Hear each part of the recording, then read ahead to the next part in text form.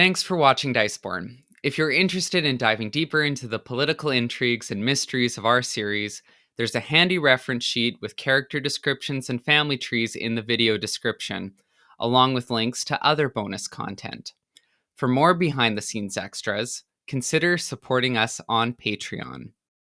Enjoy the show.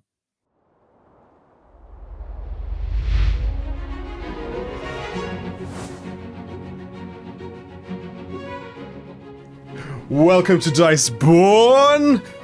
Secrets in Stained Glass. This is the miniseries that we're doing. We're playing through a little game with the Mistborn adventure game. If you've watched our other Diceborn series, this is something a little bit different. We're recording this just whilst we're kind of recording of Season 2 is ongoing. We're not playing our Era 2 unnamed crew today. We're in Era 1 this time with a slightly little different cast than usual. So who is on this episode? Well, I'm Ben, and I'd like to introduce Verónica. Hello. You will usually find me as Cheyenne Sedai on the Discord and forums. We have Ian. Hey, I'm WeiryWriter. We have Alyx. Hello, you know me as Feather. And we have Eric. I'm Chaos. And our narrator for this episode, we have Matt. Hey everyone, I'm Comatose and excited to try this out. Yeah. Yeah, we're going for something a little bit different this time. Well, it's exciting. We've actually worked with Crafty Games on this little mini-series. As I mentioned, this is going to be set in Era 1. There's a lot of nobility within the characters we're playing. And so, as this game focused on those Era 1 nobles, we actually worked with Crafty to get some content from their upcoming supplement, the Golden Mandate. The content we've been provided with is a system where noble characters have an additional stat, which represents kind of where they stand within their family, within their great house. And so long as they abide by certain rules that kind of align with the great house's interests, they get access to certain abilities, like the ability to summon Scar to do some manual labor, retrieve some banned information from the Final Empire, or in some cases even call upon a Kandra or a Koloss. So we've kind of worked that in to this series and into our characters. You'll be able to find out more about the Golden Mandate later this year. Crafty are aiming for a summer release. And you can sign up to a newsletter at pages.craftygames.com/newsletter to be the first to find out when they do announce when that's coming out. So yes, today's giveaway, I'm going to hand us over to giveaway Ben, and he's going to tell you about today's giveaway. What's up, guys? It's Giveaway Ben, back at it again with Bridge 4. We're coming in hot with 2 giveaways for Secrets in Stained Glass Episode 1. First giveaway, this is given to us by Crafty Games, as they are the creators of the Mistborn adventure game, the system we're using for Diceborn. And so they have given us some packs of dice to give away. So all you need to do for this is leave a comment down below and be a subscriber, and then you get to enter into the contest. And then you will, if you get in a week's time, we will pick at random a winner, and then in the next episode we will announce the winner, and you will get either a free set of the Feruchemical dice or the Allomantic dice. You get to pick one, and then we will send that one to you. This giveaway is US only. Thank you to Crafty Games for that giveaway. Okay, for our second giveaway, we are giving away from the Shire Post Mint the Era 1, a set of the Era 1 coins that you can get. I'm going to have a picture of them here. Hey, Alyx, put a picture in post. Here, there you go, of the Shire Post, Shire Mint Post coins. They actually sent us a free set, which hopefully you'll be seeing on screen now. If they're nice, pretty coins. They have like the Lord Ruler on them and stuff, and it's great. For this giveaway, you don't need to be a subscriber. You don't even have to comment on this video. All you need to do is go into the link in the description and sign up for their newsletter using our link. If you sign up to their newsletter using our link, then what will happen in a week's time? Anyone who signed up to their using that link, they will pick a random person from there, and you will be emailed, and you might have won a set of Era 1 coins from the Shire Post Mint. And so thank you to them. We'll announce the winner in the next episode, and yeah, keep an eye out if you sign up for the newsletter. Keep an eye on your email, because you might win a free copy of Era 1 Mistborn coins. Woo! Isn't that exciting? Woo! Okay, cool. Now time back to the episode. Okay, so don't forget one last time, comment and subscribe for the Mistborn Adventure game Dice, and sign up for the newsletter for the Shire Post Mint coins. Cool. I'll let you go back to the episode. Bye. So thanks, giveaway Ben. So Matt, now that I've finished with my little intro part, would you like to get us started on the first episode of Secrets and Stained Glass? Sure, thanks, Ben. And I guess just to start, as Ben said, I'll be the narrator. I have GM'd a little in the past, but this is my first time running this system and first time running an actual play. So I'm pretty excited, and I'm happy with this group of people I'm going on this adventure with. This project has been in the works for quite a long time, and we've done a lot of work behind the scenes on it, so I'm really excited.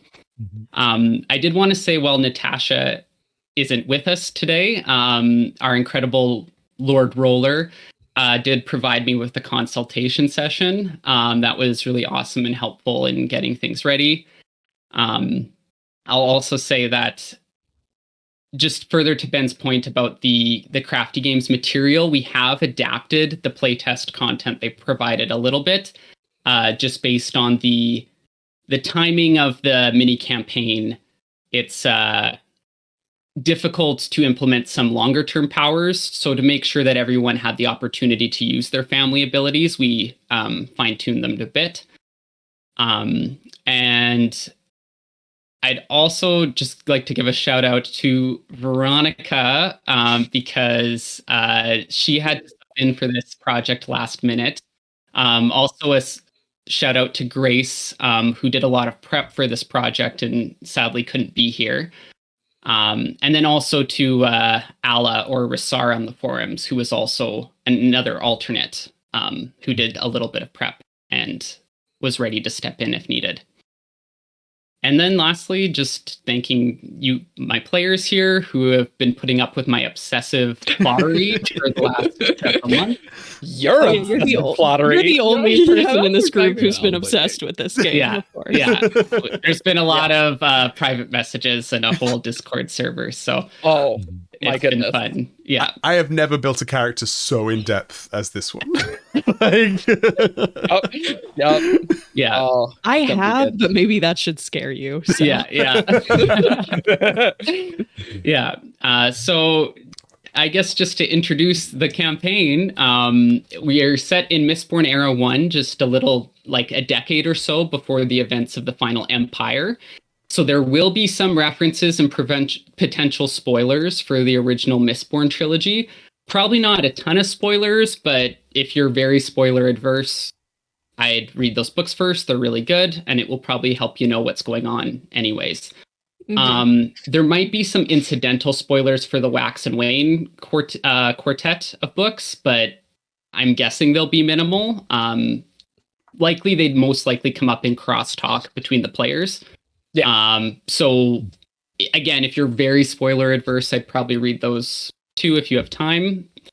And then, as always, we try to be respectful of canon, but ultimately this is our own version of Scadrial.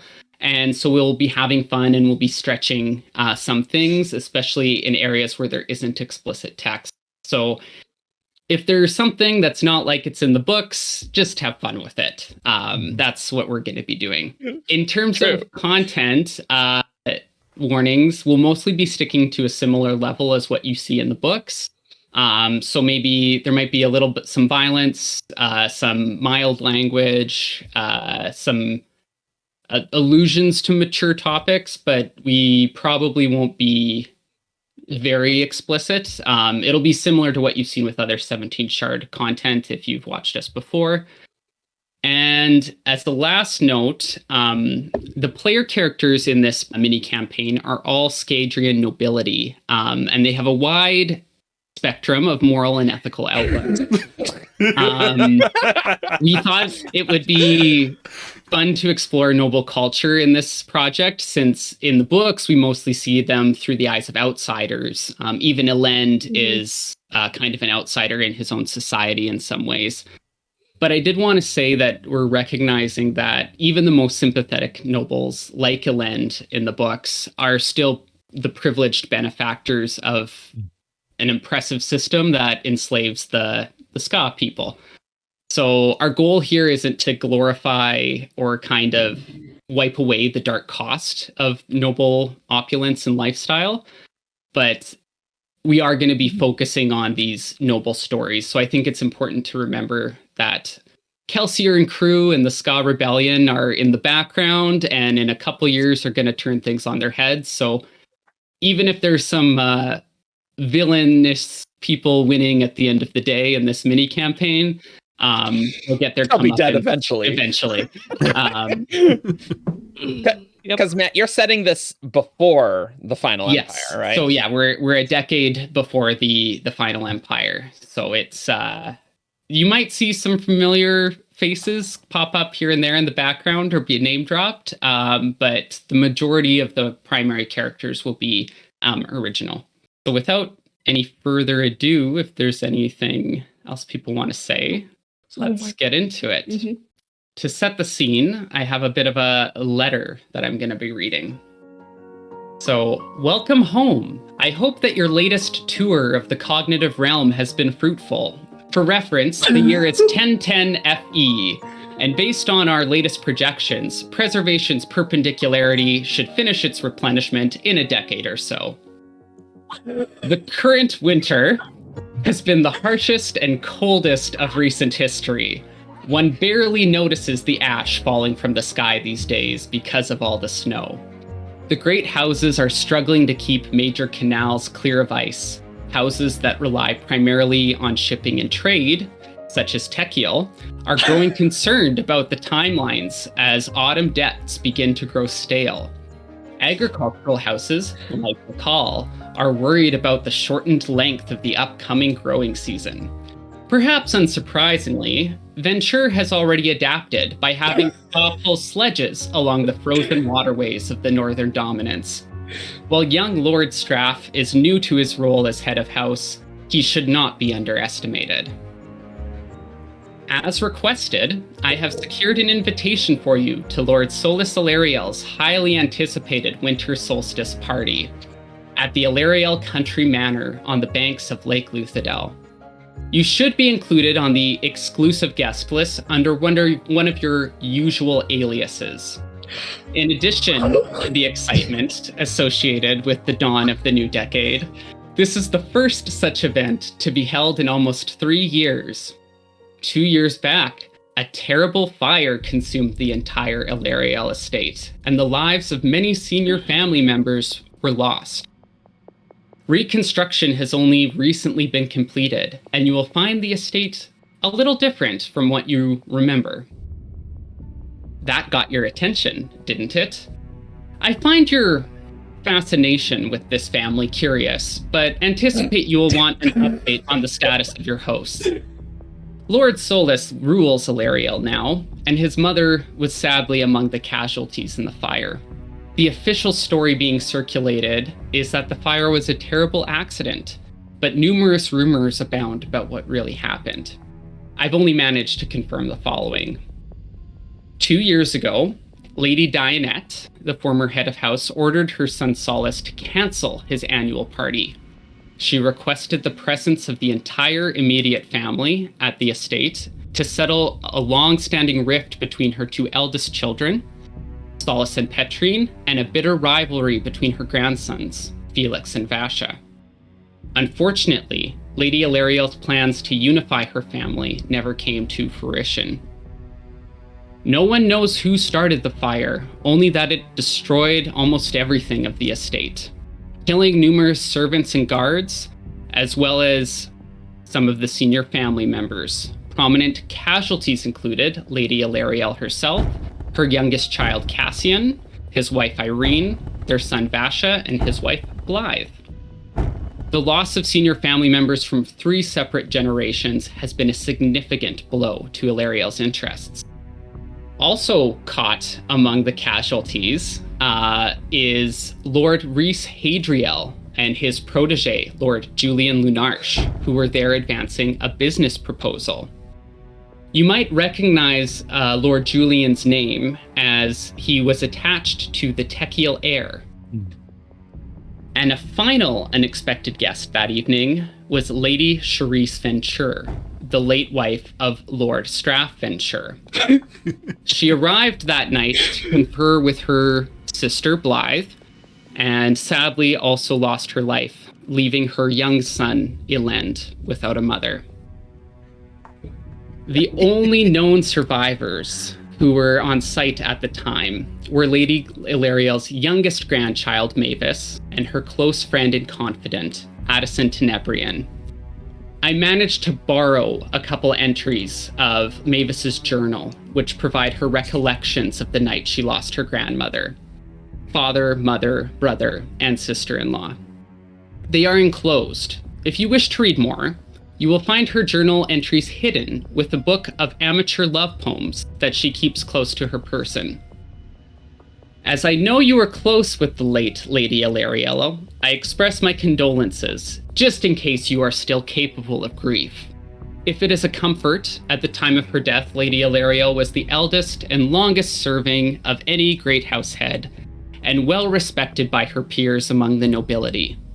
She counted even the Lord Prelan among her close friends. While the current batch of nobles are cautious and conniving, without Lady Elariel's voice of moderation and experience, I believe another devastating conflict is all but inevitable.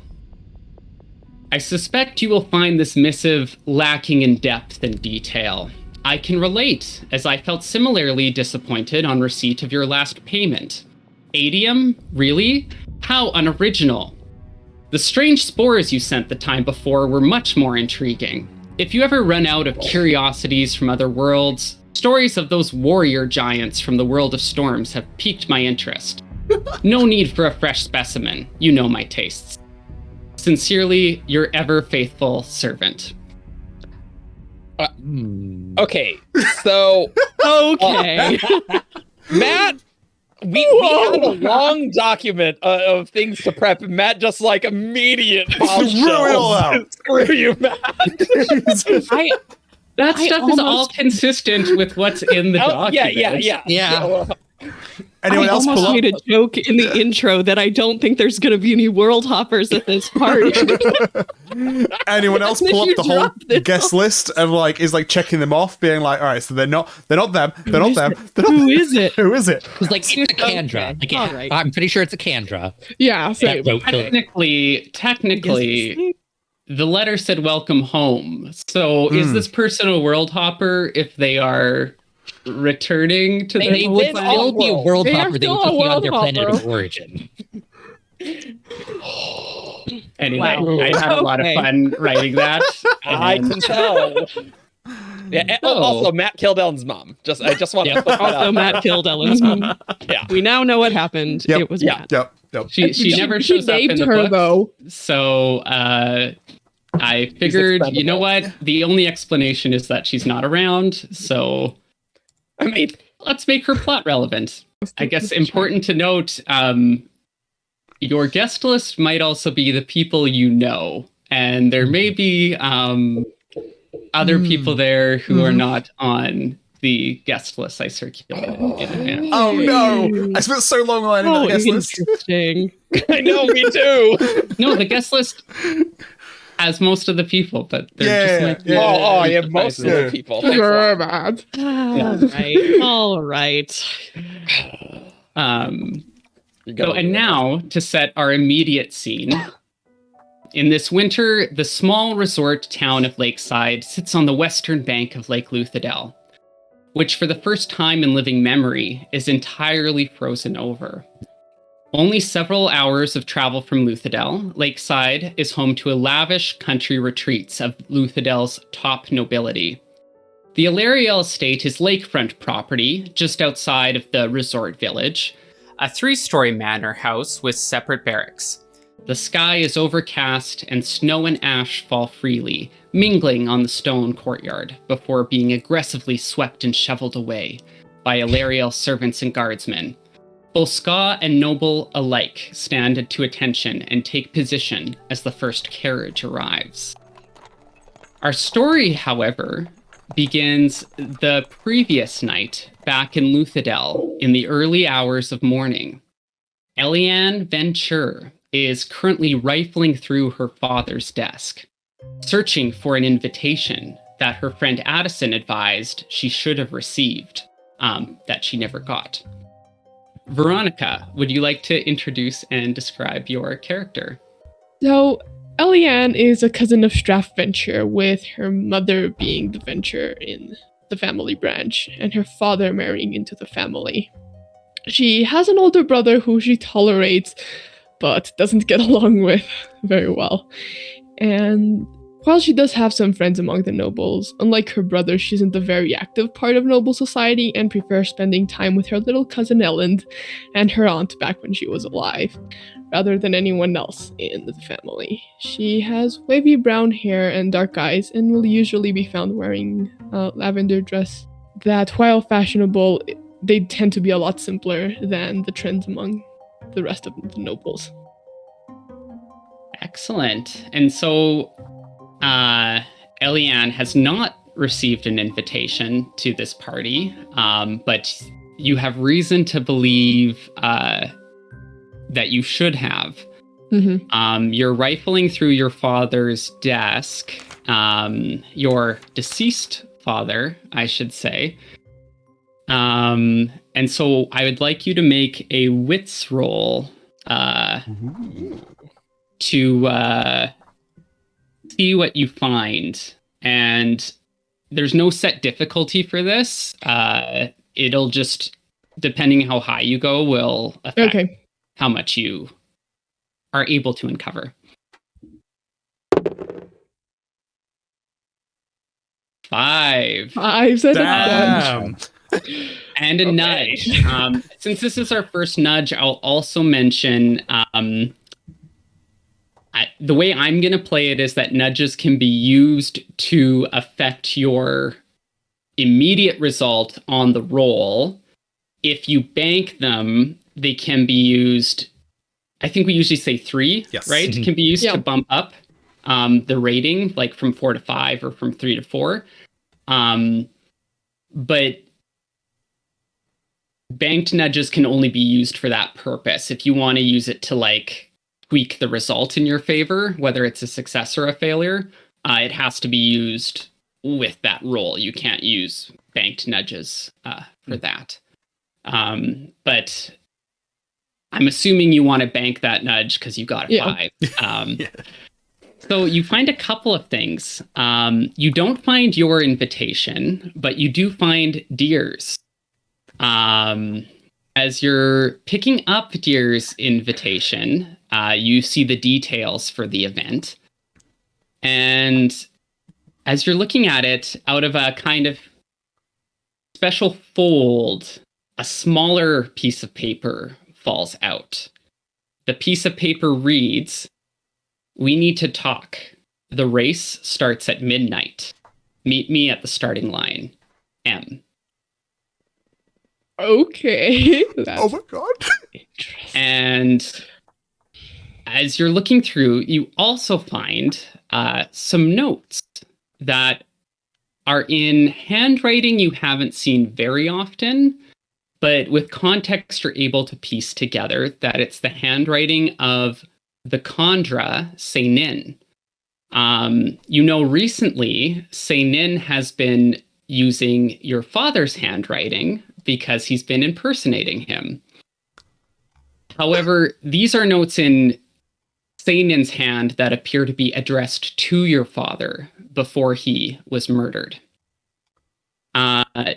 you don't have much time, but what you're able to piece together is that Seinin appears to have tracking the movements of Mavis Elariel. And so there's some notes about her meetings with different informants around the city of Luthadel. However, before you can move further or read any further, you hear a sound coming from down the hall, and you kind of get the sense that it's time to put things best in order if you want to avoid detection. So what would you like to do? Eliane would probably quickly jot down notes on everything she found and put them back in their place, so that it has a reference to come back to. I'd like you to make, I think, a wits roll, because to try to remember and to see how well you put things back together.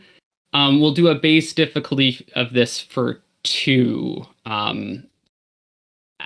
just to like get basic success, and then if you get higher than that, it'll be harder to detect that you've been through things.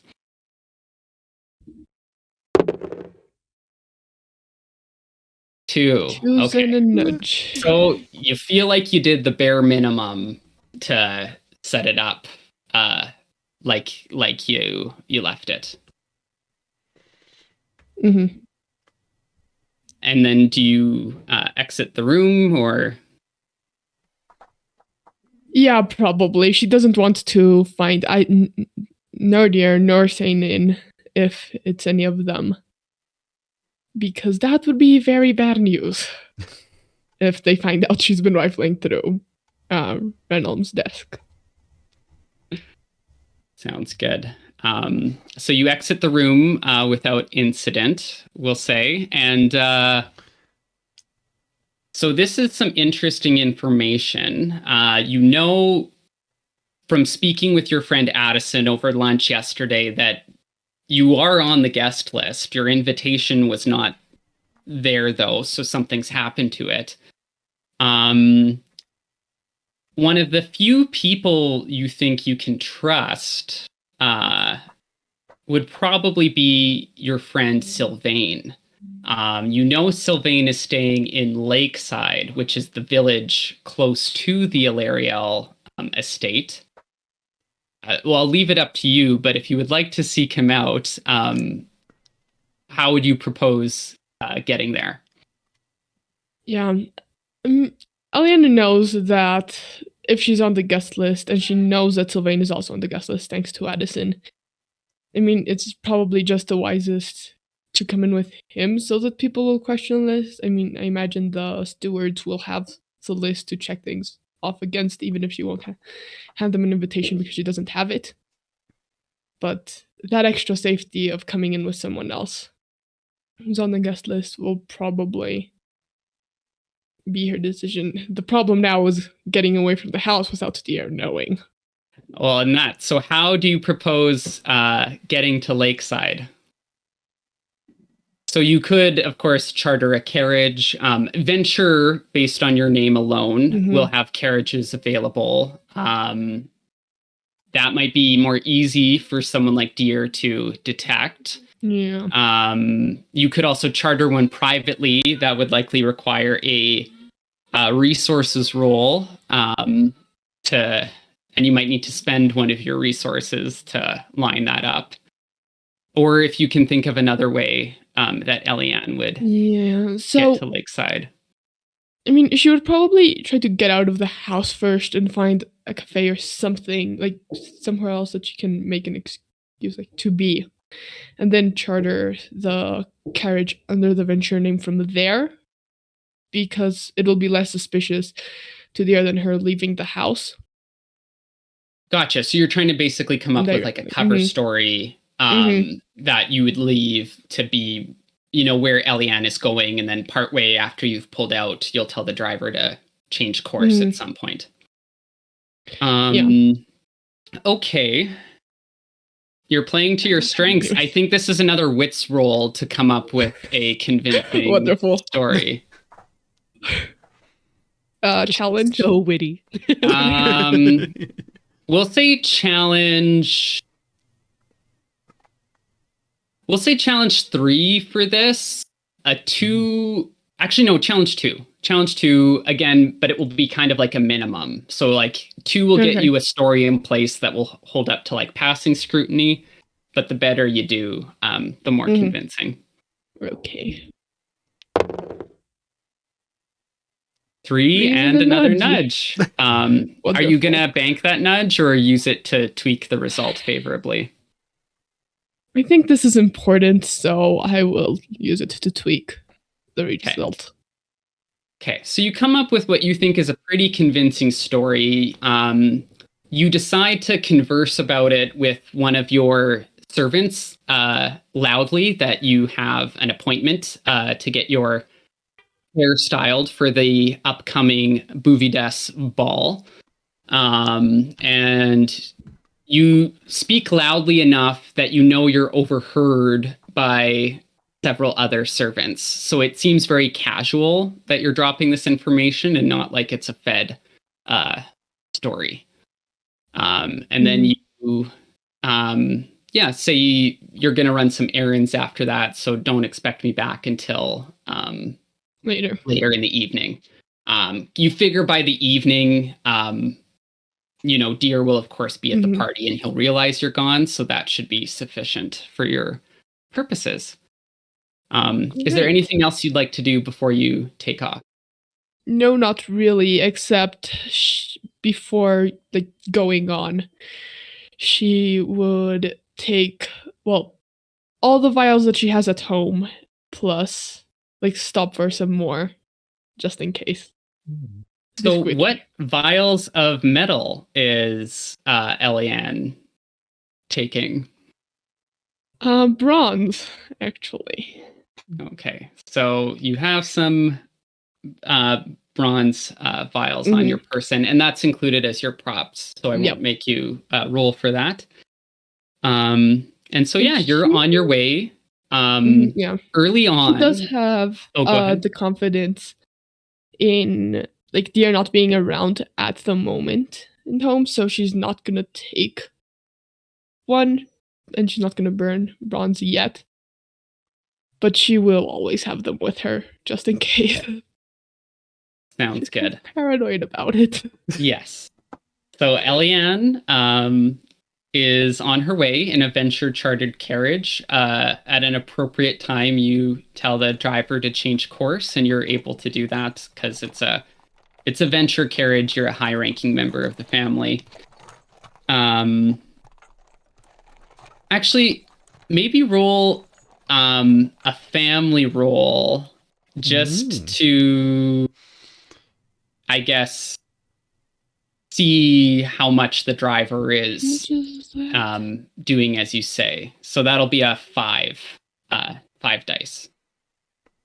And this is one of the new golden mandate features. Yeah. Yes, it is. Yeah, and the golden mandate features work somewhat similar to the networks, which have been published in other supplements. And all our players have a family of 5 is what I give in. Challenge 1. Okay. He's a carriage driver. A 1. Okay. And a nudge. And a nudge. Do you want to use the nudge or bank it? Yeah. You'll use it? Okay. Mm-hmm. So the driver doesn't really ask too many questions. He's used to flighty nobles changing their minds about things. So you are off on your way to Lakeside. And moving forward a couple hours, since it's going to take Eliane some time to get there, we move to the townhouse, which she is heading towards, which is located in the resort village of Lakeside. It's a short carriage ride from Luthadel, and it's just down the bank from the Elariel estate. And there we find one Sylvain Intro getting ready. His invitation is open on the dresser in front of him as he reviews last-minute details. Ian, would you like to introduce and describe your character? Yes, I will. Sylvain is in his late 20s. Handsome, brown hair, brown eyes. Rather an athletic physique. He is probably just checking his clothing. It's a black suit coat, but there's some embroidery and a slightly glossier thread. So when the light hits it just right, there's patterns become visible. And his waistcoat and tie have thread of gold and crimson designs throughout. He's somewhat concerned that his aunt has fallen ill and will not be accompanying him to the weekend events.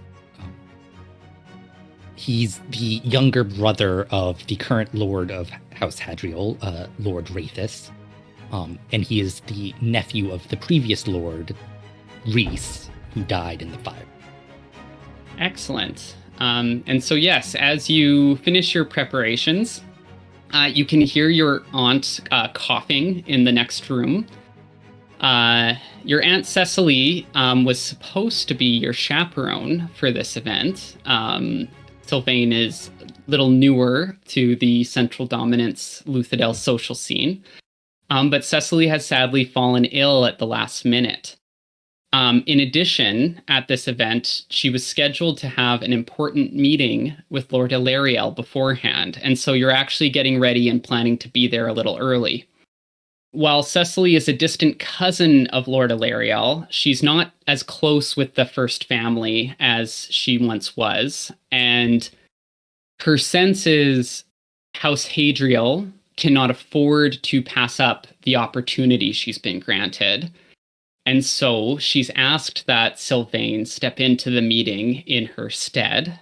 She's also on the desk with your invitation is a letter of authorization from Cecily, expressing her regrets and explaining she has confidence in you to act as her agent in all matters, and that you will treat the meeting with discretion, hold it in close confidence, and that you will report necessary details back to her, and you will handle any immediate tasks that require her attention until she can be filled in and has recovered from her illness.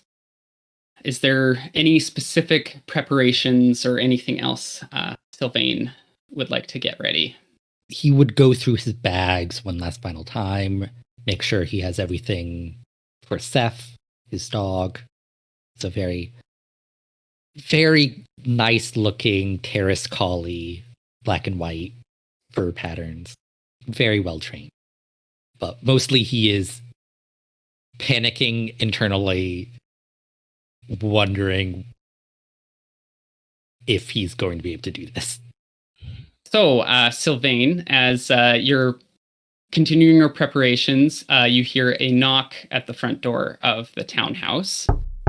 And if you choose to answer it, you will find Eliane waiting there for you. And so, Ellie, what a surprise! We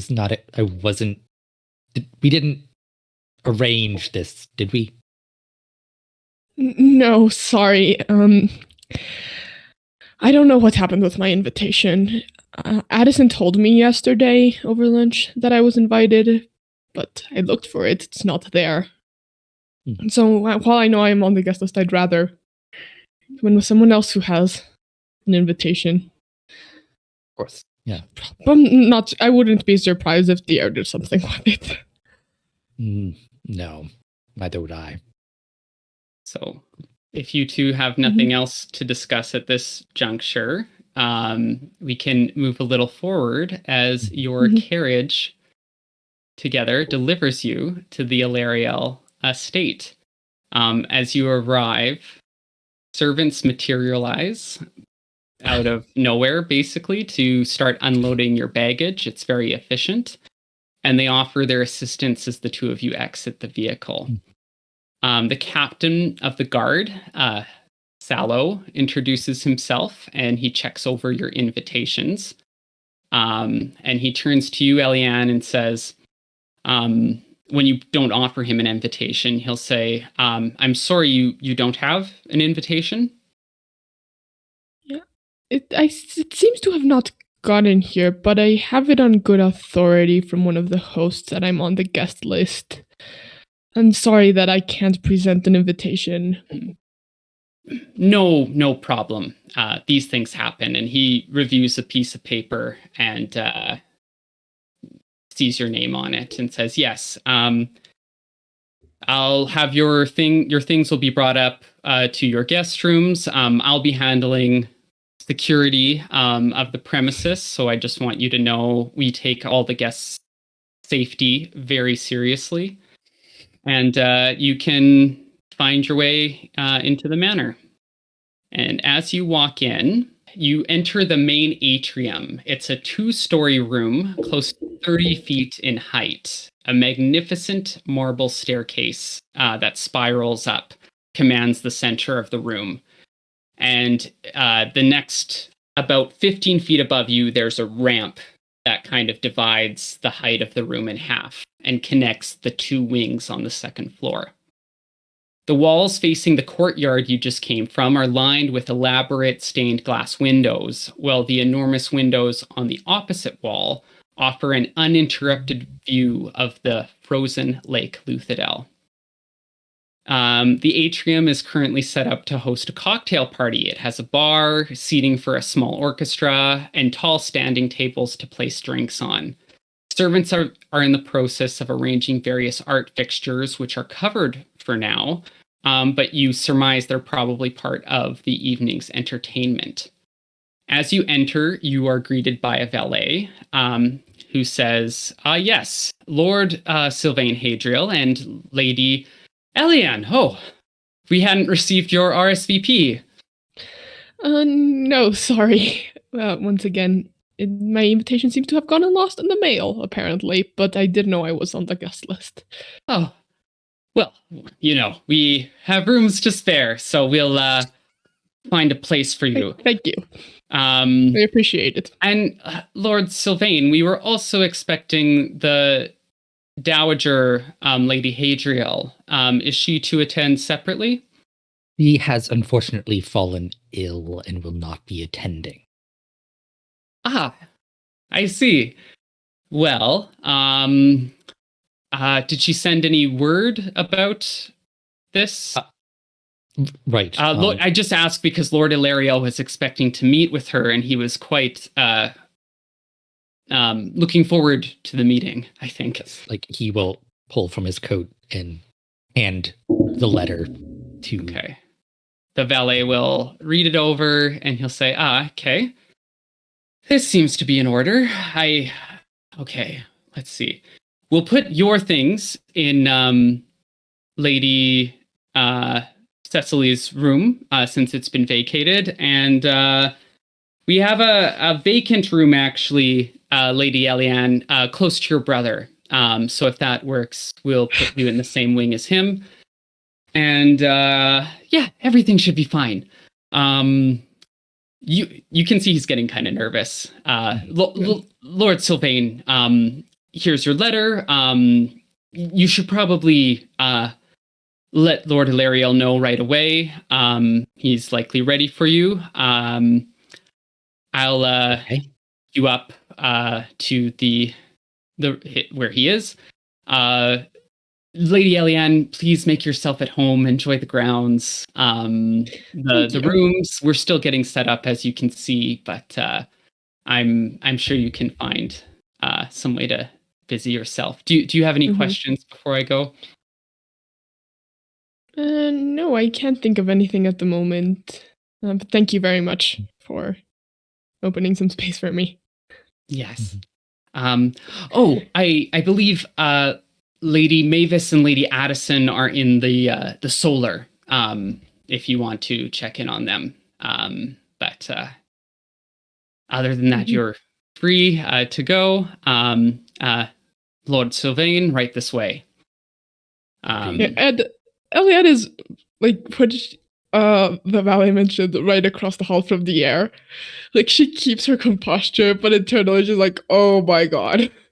My brother's not gonna be happy at all that I'm here right across the hall from him and probably ruining his plans.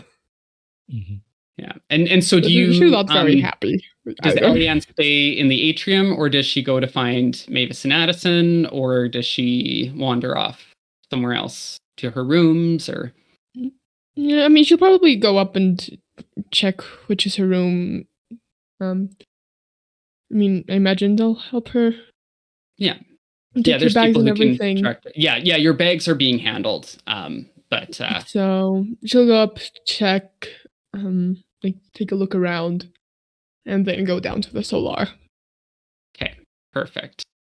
So we'll follow Sylvain then, as he is led up the grand central staircase to the west wing to a meeting room. As you enter, you find it's a well-appointed, well-furnished room. There's an ornate table. Lord House Elariel sits at the head. You've seen him in passing before at different events. He's got kind of a slight figure. He's a bit short. He's salt and pepper hair. His terrace steward stands to one side wearing Elariel colors. And a younger man, kind of 30s, 40s, that you recognize as Mavis's older brother, Felix, the heir to House Elariel, sits at the other side of Lord Elariel. They're not alone in the room. They're having a hushed conversation with three women. The first is a tall, anxious-looking woman in her mid-50s. The second is a dark-haired woman with many metal rings on her earrings, and she has earrings and many metal rings on her hands. And she's wearing kind of odd robes. They're similar to what an obligator might wear, but they're the wrong color. And they're kind of belted in a more stylish or casual way than an obligator would belt their robes. And she doesn't, from her clothing and her appearance, she doesn't seem terrace despite the jewelry.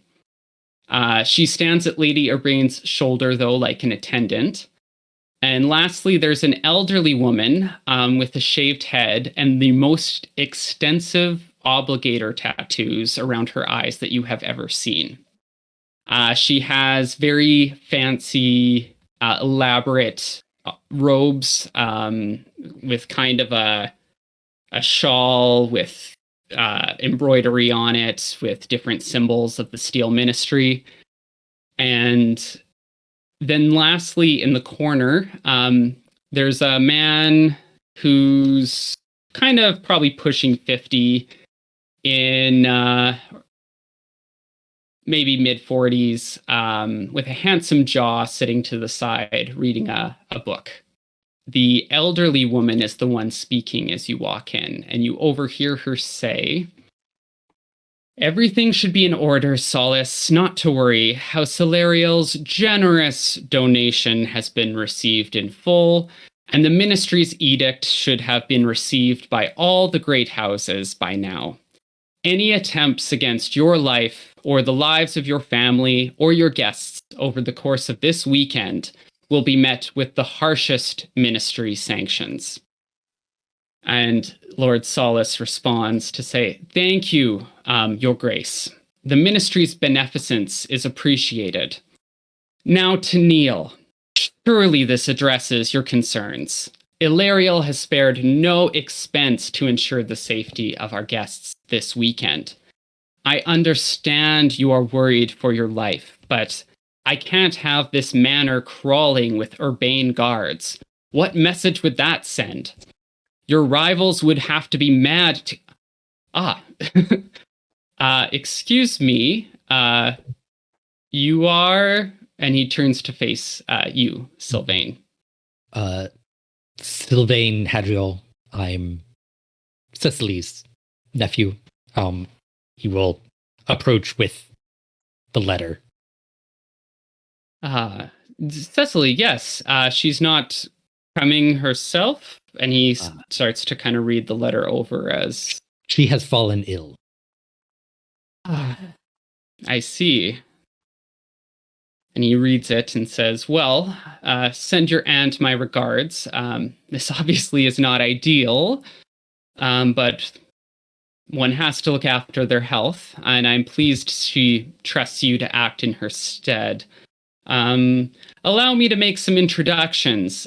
Friends, this is a nephew of my cousin, the Dowager of House Elariel.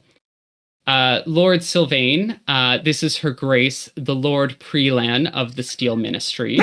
And this is Lady Tennille Urbane, the head of House Urbane. They'll both incline their heads to you very slightly. Sylvain will give them a charming smile and try to make a good impression.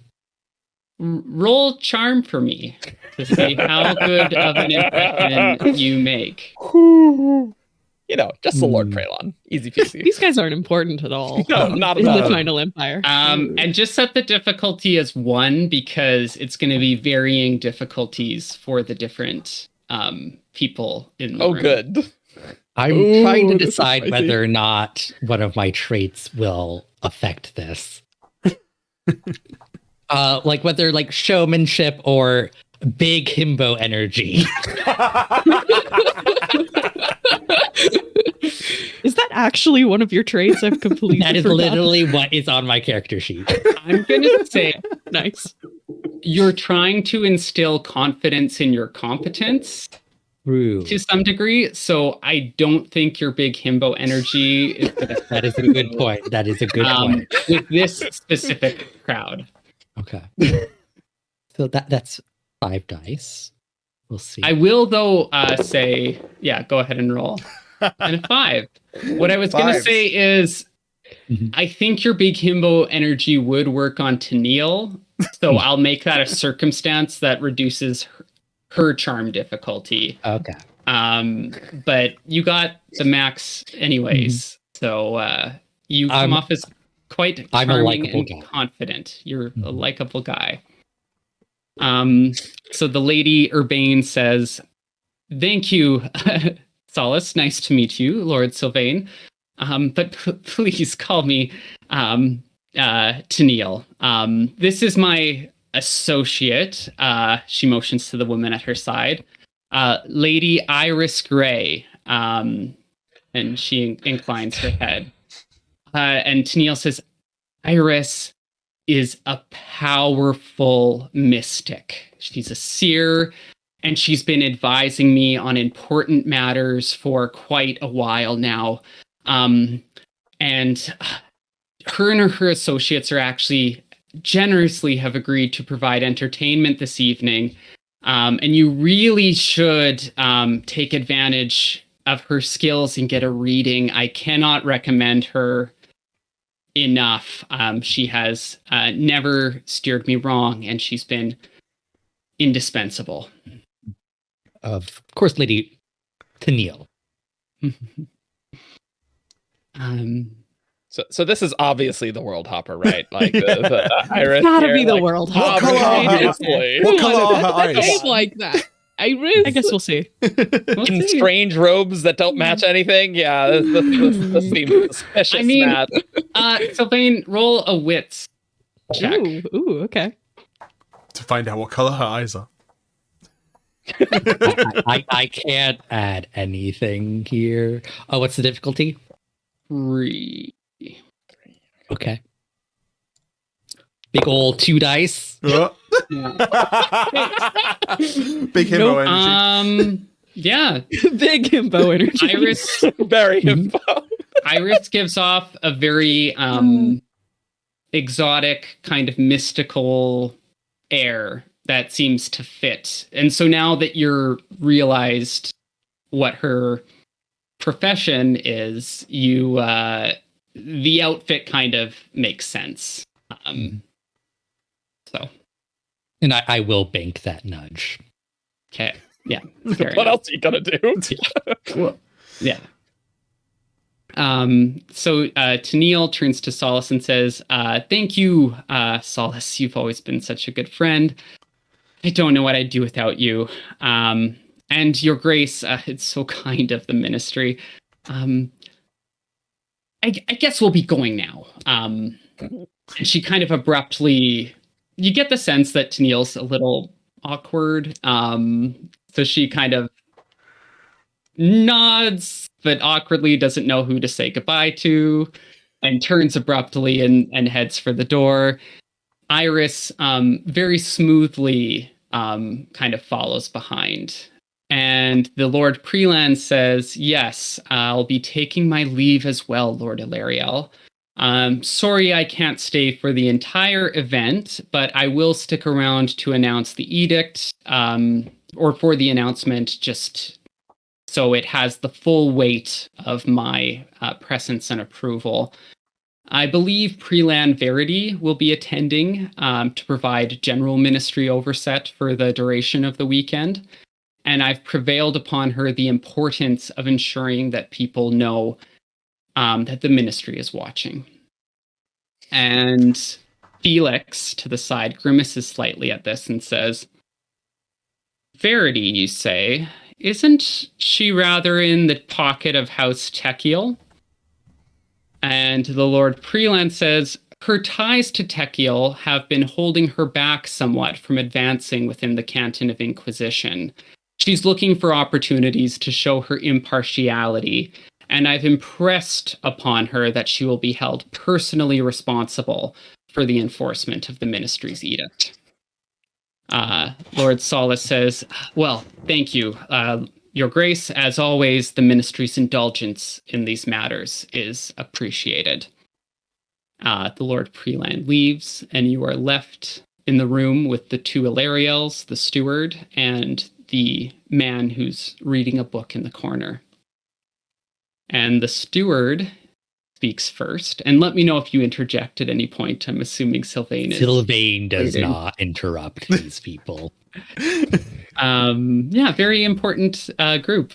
So the steward speaks and says to the valet who's waiting by the door, Allegren, please ensure Lady Urbane and the Lord Prelan are made as comfortable as possible. Have the kitchen send up some refreshments to the room. And so the valet takes off. And once the door is closed, Lord Elariel says, I had hoped to speak to your aunt on all of this, but she's never failed us before, and if she vouches for you, I'm assuming that you're up to this task. I'll let Faisal provide a briefing on what we're looking for. So the steward speaks and says, we've received intelligence reports that are of concern. As you likely know, your aunt has done intelligence work for House Elariel for some time. Our reports indicate that someone, and he kind of looks to Lord Elariel before continuing, saying, am I really going on about this in front of this guy? This guy? And Lord Elariel kind of nods. Reports that someone has been looking to hire an assassin targeting a member of my family. We don't know if they've been successful. The informants only spoke to people who had been approached and either had not been retained or who had turned down the assignment. It's clear, though, that whoever is making these inquiries is taking great pains not to have anything traced back to them. Even more disturbing are separate reports we've received of a new assassin for hire who is out there. Our reports indicate a man looking for work who has horrible burn scars covering his face And there's concern that this individual might have been a surviving perpetrator behind the fire 2 years back. If so, we are worried he has a vendetta against House Elariel. And putting 2 and 2 together, well, you can see why the idea of a mysterious employer trying to put out a hit and an assassin with a potential vendetta is of particular sensitivity and concern to Lord Elariel. His hope is that the Lady Cecily, with your assistance, can do what you can to sniff either of these individuals out. You said this burn-scarred man, like, was a possible survivor or a possible perpetrator of the fire? We can't say for certain, only that the timeline of when he became known in the underground was after the fire. And the burn scars are the only thing linking him. It's possible he received them from some other source, but it seems enough of a coincidence that we want to assume the worst. As you likely know, not much is known about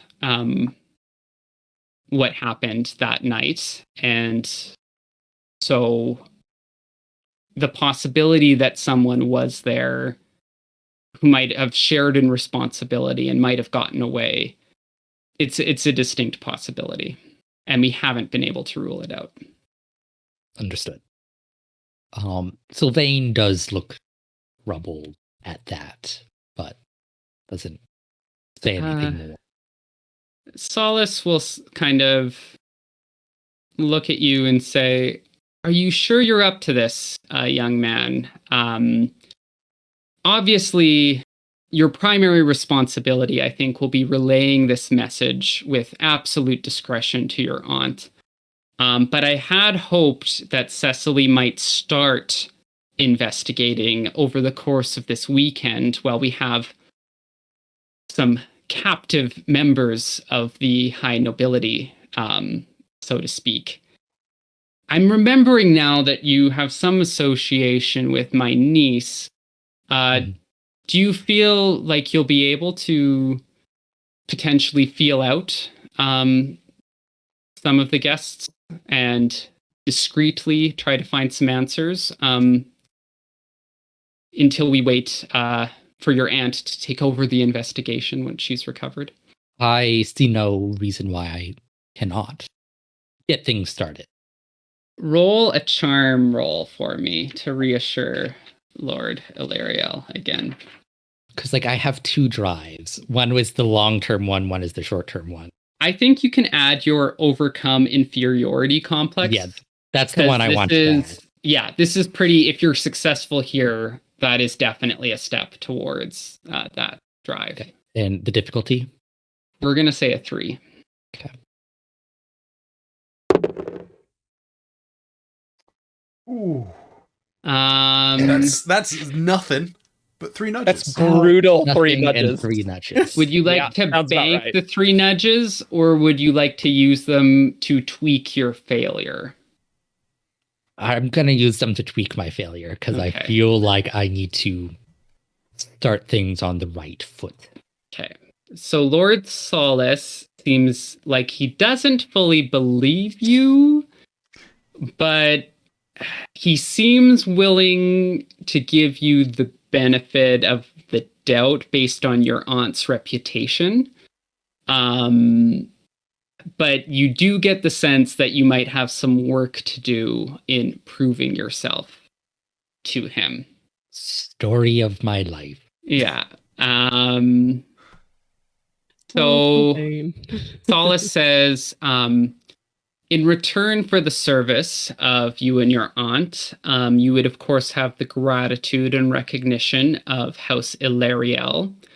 My mother always spoke highly of Cecily's capabilities, and that reflects very highly on you.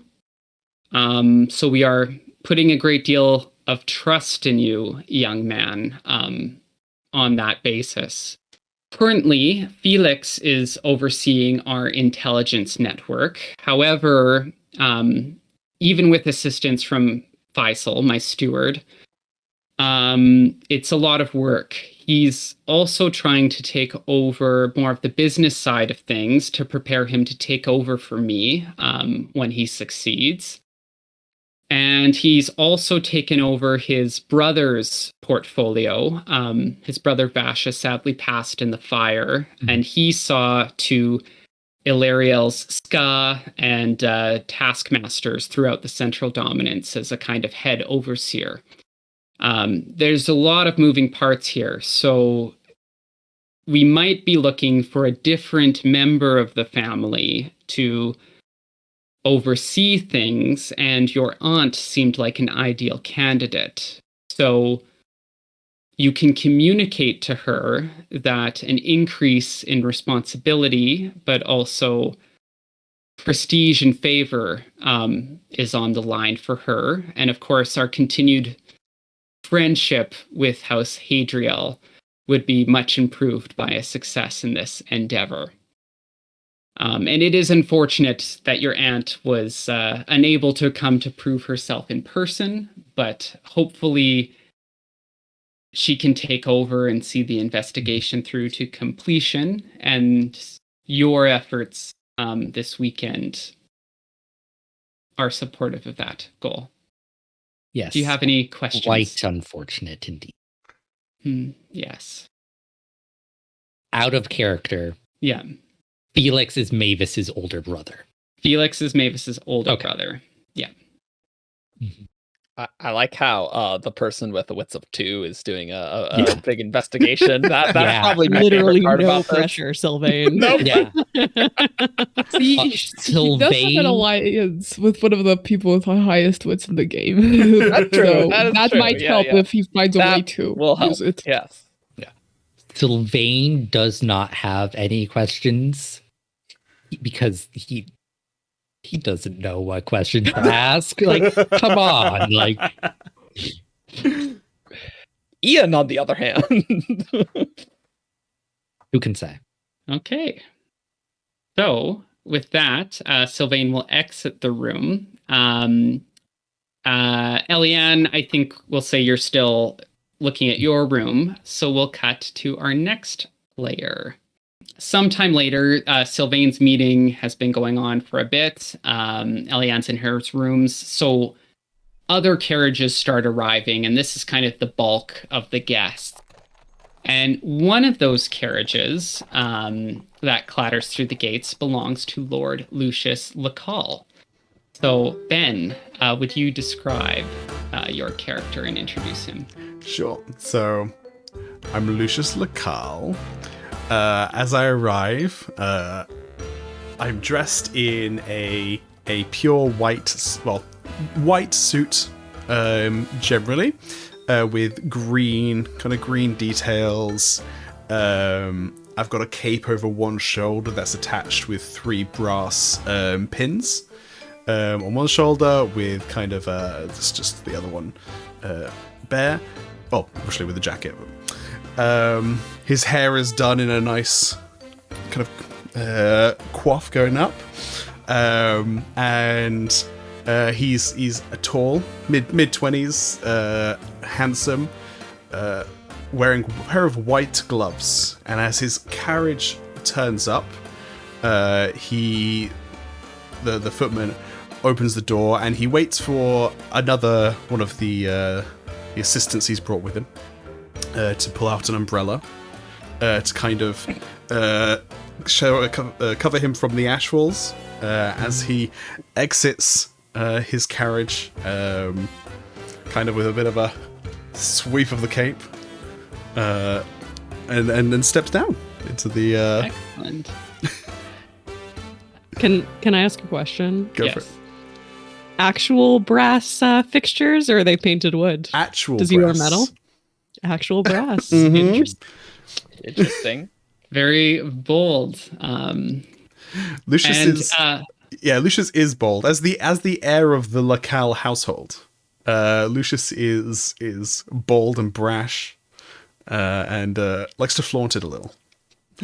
Bold, brash, and brass. I will say, also to help kind of set where you're coming from, as you exit the carriage, you also tuck a note you received this morning as you were heading out the door into your jacket. And the note, it's hastily scrawled, and it says, Lucius, dearest, your father and I have started our tour of Lacal's southern holdings a week early. So sorry for not letting you know sooner. You know how busy our social calendar has been of late. A little time outside the capital should be just what we need to refresh ourselves. Your father has delegated most of the business items, but if anything comes up, please don't hesitate to write. Enjoy your weekend in Feliz. Sonara. That's your mother. Yes. And it occurs to you that if this letter was just delivered this morning as you were leaving, the address from where it came from is in Suisna, which is south of Luthadel, which means your parents were already several days into their trip when they thought to let you know that they were gone. It wouldn't have been unusual for me to go several days without seeing them. And so this is typical. You also note that she incorrectly thought you were spending the weekend in Feliz rather than Lakeside. Getting the sense that your mother does not keep super good track of your life. She does not. As you exit, you see also supervising the unloading of many bags, your cousins, Penn and Rianne Hastings. So do you approach them or do you try to get by unseen? What does Lucius do? Lucius kind of looks over at Penn and Rianne and just kind of waves, just kind of with a flick of the hand. Just he doesn't want to talk to them, but he knows he has to acknowledge them. He'll talk to them eventually. But he will turn to his assistants and just be like, make sure that whatever room you take these bags to, I want to make sure they're in Mavis's rooms. Don't let them put us somewhere. I don't want to be at the ass end of the house. Yes, Lord Lacal. Your cousins are approaching behind you. They seem to have taken your wave as an invitation. I turn around dramatically. They're right there. Penn, Rianne, how delightful to see you. I love the delight of seeing you never changes. Yes, Penn speaks first. He says, yes, cousin, how good to see you too. After I heard from Auntie Sonara that you were being left to oversee things in your father's absence during the tour, I was worried you might not make it. Oh, farms basically run themselves in this day and age. Yes. I'm not, I wouldn't want to miss. I suppose they do. Yes, I wouldn't want to miss this occasion for the world. So yes, of course not. It's certain to be an exciting event. Isn't just? Rianne kind of gives you a conspirational glance, the sister, and says, and it's already off to a start. I don't know if you've heard this, Lucius, Rianne, do tell. But Eliane Venture was seen arriving in the company of Sylvain Intro without an escort. Her brother was not present. And I'm sure she spent the night with him and they were coming together from his townhouse in Lakeside. Well, isn't that the developments? Okay. I cannot wait to tell Dier about this. Okay. Rianne, yours is always a delight. Was Cecily not with them? I would have thought Cecily would have been escorting young Sylvain. Who keeps track of the lesser houses these days? Yeah. I'm not sure what happened with Cecily, but You know, these weekends are always a spot for hidden trysts and romances. So, Aren't they just? Have you heard the new developments with Angelique and Kenton? Penn kind of rolls his eyes and says, "Who hasn't heard about that garbage?" And who knows who, that floozy Mavis is going to hook up with this weekend. It seems like she's always... Now, Pen, excuse me, Pen, but that's my bestie you're talking about there. Yes. So well, if you wanna, let's Lucius, though, let's you, bring you it have back to with know. floozy talk. Well, if she is your friend, I guess you know her better, but, people do talk. They do. And she hasn't been on the social scene much this calendar year, so one can only assume she's keeping busy with someone. And yes. She does like those lower ranked folks, it seems. She does. But it, doesn't reflect great on you, that... No. She's been spending time with some of these people. It's been a little while since I last saw her. So leave me to speak with her a little bit tonight, and I'll see if I can't set her on the right track and see what else I can uncover about her latest trysts, shall we? Well, your friends certainly are characters, aren't they? If you need a break from them, we'll be around. So please don't hesitate to use us as an excuse. Oh, don't worry. Or if you need a buffer to deal with any conflict, we could probably tolerate a interaction or two. Don't worry. When it comes to taking a break from people, you guys are always at the forefront of my mind. Okay. Let's... Yeah, I'm sure. I'm sure. So you managed to extricate yourself from the Hastings and move into the house. Your parasol doesn't leave your head until you enter the door, and it's artfully folded by your attendant just as you enter. And I guess make a wits roll to see what you observe. Ooh, okay. Or what you catch going on. Wits of 3? Or should I set the difficulty 2? This is another kind of progressive one, so set it to 1. Yeah. A 1 will get you something. Go. Rolling my 3 dice. Oh. Nailed it. Got 2s. Perfect. I was going to say maybe you could add your rumor mill specialty, but this is 2 makes it, so. Yeah. I was too excited to roll the dice to forget to add anything to it. Absolutely. Yeah. Earlier. Yeah. So as you enter, you see the art pieces have been uncovered, and they're various stained glass sculptures, as well as framed panes of stained glass that you can view on either side. So it seems like there's some sort of artisanal set piece that Elariel has procured, for people to kind of mill around and converse about in the main atrium. Behind one of these stained glass windows, you see 2 silhouettes, a man and a woman, speaking quietly to another.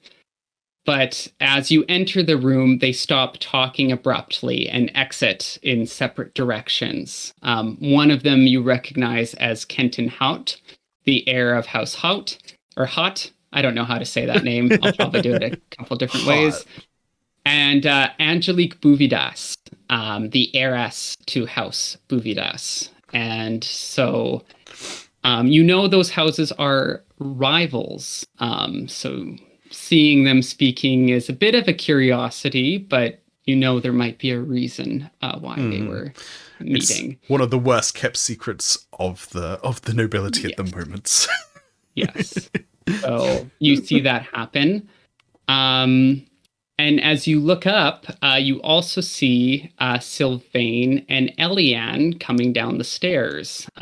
Sylvain's coming from his meeting, and Eliane is coming from her checking her rooms. Okay. So Um, if you want to approach them, you can. If you'd like to go off somewhere else, you can do that as well. is this the kind of party where we'd be announced when we enter? No. Okay. People are kind of arriving step by step, and people are kind of unpacking and stuff. This is kind of the pre-party still, Pre-party, like okay. the actual event has yet to begin. So when I enter, the attendant that spoke with Eliane and Sylvain, I assume they're still at the door, kind of. Yes, yeah. The valet would have Yes. checked your invitation and approved it. I would have asked the valet where Mavis is. Oh, yes. Lady Mavis, I believe, is in the Solar with Lady Addison. Okay. Thank you. And then I go and approach Sylvain and Eliane. Alrian? Eliane. Or Eliane. Eliane. Thank you. Yeah. And I'd be like... Different people. and I'll be like, Sylvain, how are you doing? Lucius, pleasure to see you. I'm doing well enough. Oh, wonderful to hear, wonderful to hear. And who's this you're with right now? Like, there's a moment I hadn't even thought of this. Yeah. Like, there's some visible confusion on his face. It's like, this is Eliane, Dier's younger sister. Oh, you're Dier's younger sister. Oh, well, how did this happen? We met at the top of the stairs and came down together. That was wonderful. Amazing. Well, anyway, I'm off to go find Mavis, and I'll be seeing you around, Sylvain. Ariane? And I kind of give her a little nod. Eliane. Eliane, I keep saying Ariane. Eliane. Okay, I thought it was You wanna do it again? It's kind of funny that Lucius gets the name that's wrong. true. So Yeah, I It's do like it that on was like purpose. Sylvain editing correcting and him. I'm like, you should know who this is. And Elia just stays there quietly looking at her because she doesn't want to interact with her brother's friends. Understandably so. Lucius goes to find Mavis. Do Sylvain and Eliane join him, or do you guys just kind of mill around? Sylvain would want to go meet up with Mavis and Addison. Yeah. I mean, it's the most logical place to be. That's where everyone is. And we are going to have to get the group together at some point. Even if Eliane doesn't want to interact with her brother's friends, she's going to probably have to. And so if Mavis and Addison are there, it's going to help because it's a larger group setting. So they'll just follow to the Solar, probably. Sounds good. So you enter the Solar together. The Solar is a large room in the West Wing. It has large windows overlooking the lake. It's tastefully furnished. But right now, some of the furniture you see has been pushed aside.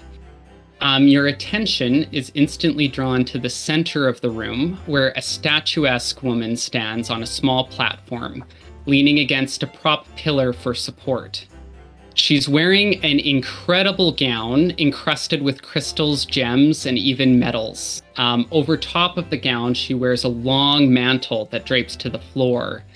And on your inspection, you see there's actually fine chain kind of lining it with a lacy, translucent fabric in between, and it's accented with more sparkling crystal. The entire thing glitters and shines in the red sunlight coming through the window, and it appears to be about as heavy as a suit of armor. And based on how the mantle is draped, you can't see how anyone would move in it and it would hold its shape. It seems very intentional.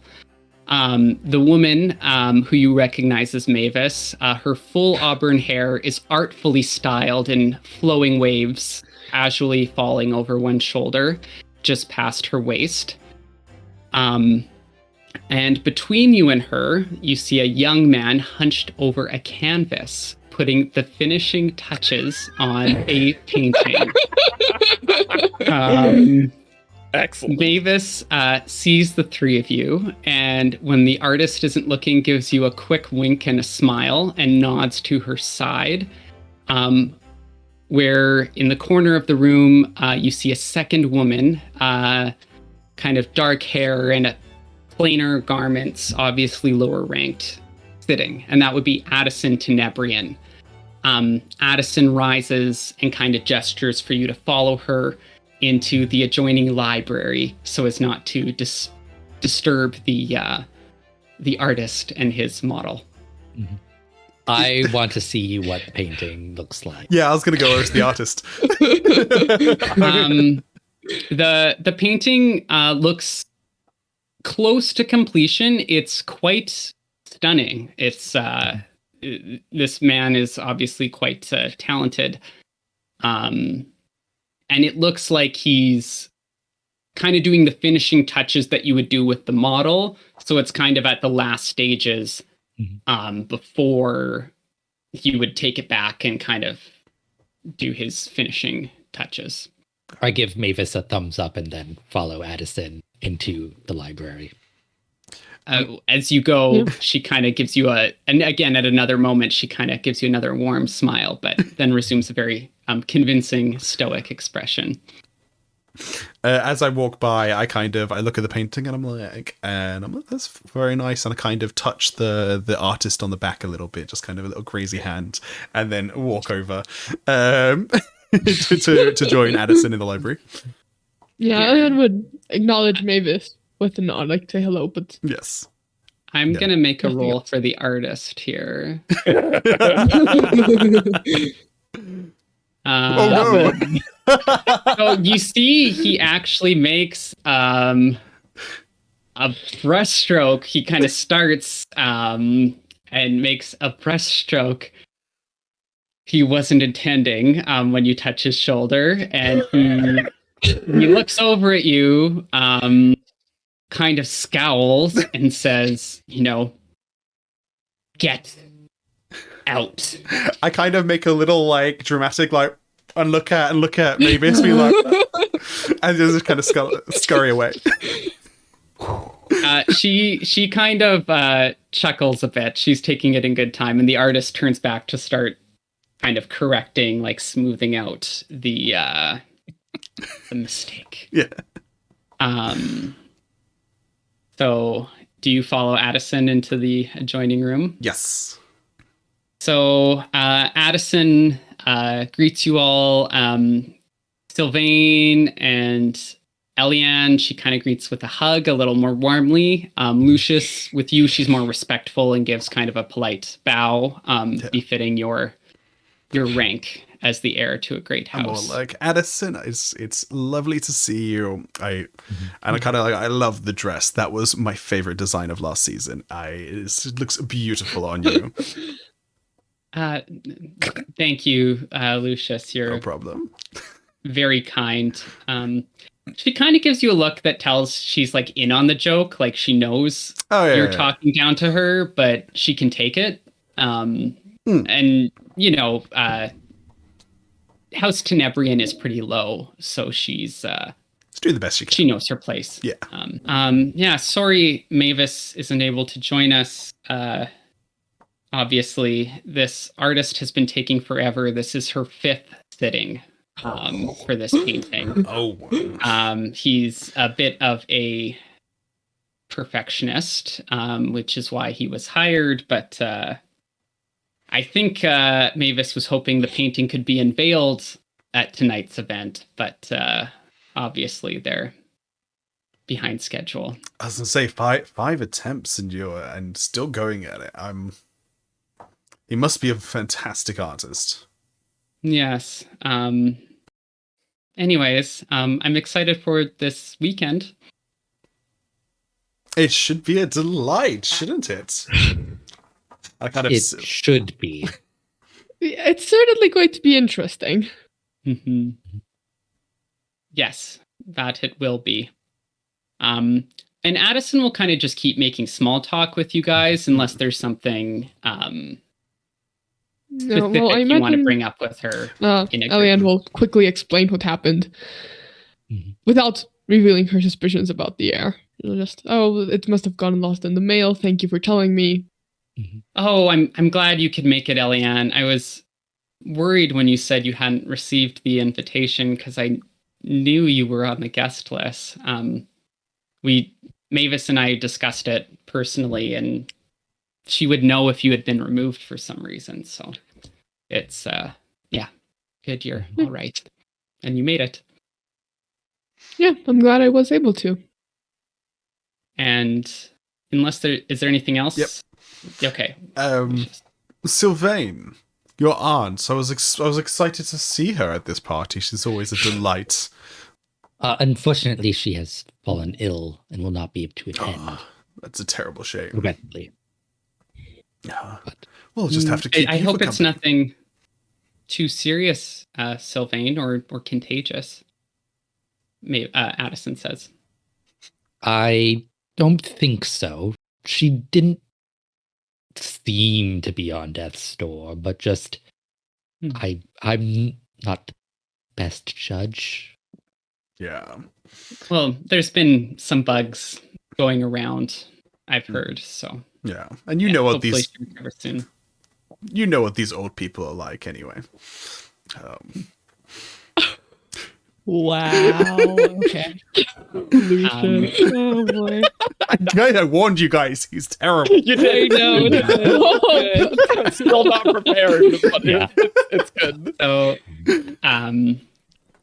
at some point, Addison will, the artist will, into the ensuing small talk, the artist will pop his head through the door and just say he's finished. He glares very pointedly at Lucius. Give him a wink. And then says he's packing up and that Mavis is ready to be helped out of the elaborate costume.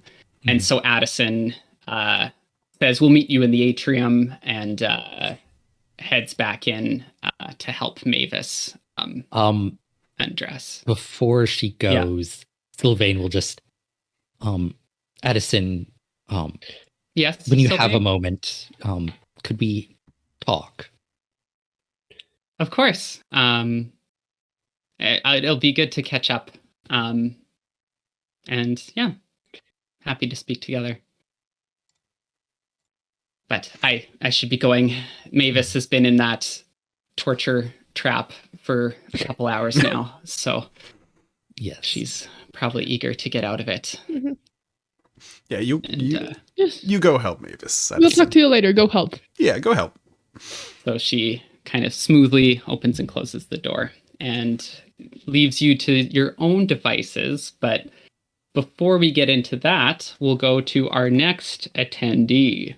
Our next scene doesn't start with a carriage. We're actually going to flash back away to earlier in the afternoon, because this character, I think, is probably a bit of a late riser and is maybe running a little bit behind.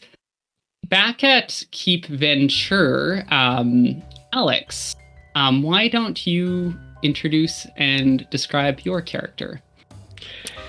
So I think you are correct that this character would be a late riser, bit of one to sleep in. I will be playing Dier Venture, who is in fact Eliane's older brother. He's got a few years on her. And he is second in line to inherit House Venture. So his first cousin, Straff, their parents are siblings.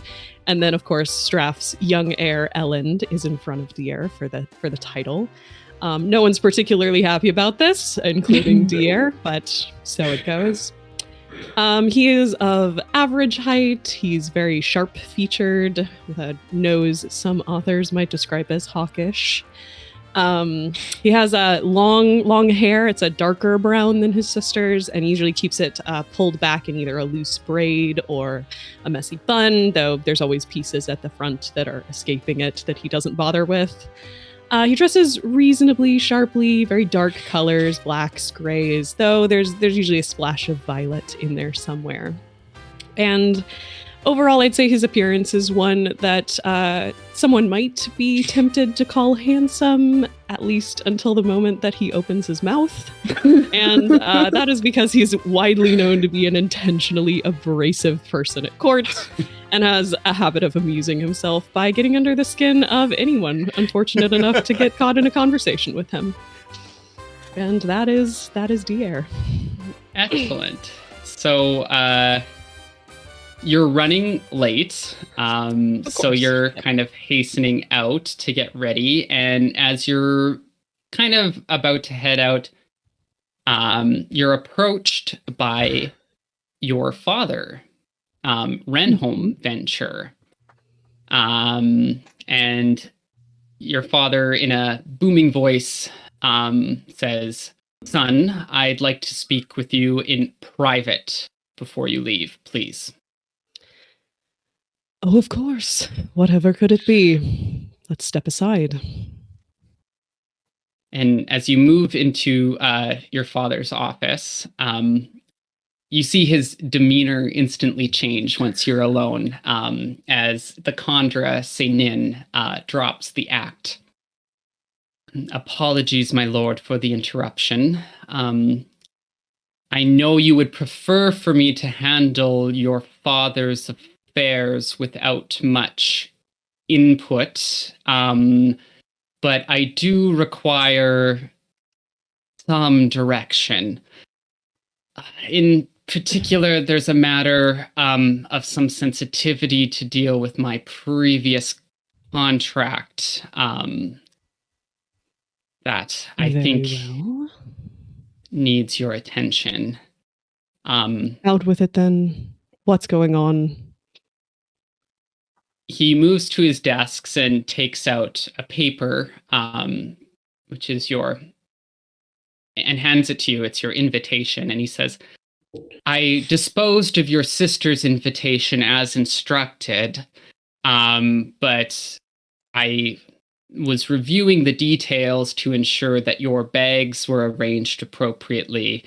And as I was reviewing your invitation, this note came loose from it."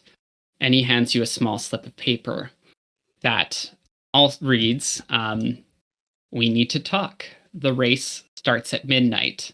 Meet me at the starting line. M."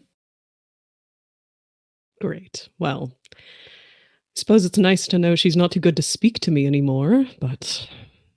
Ugh. Has anyone seen my sister this morning?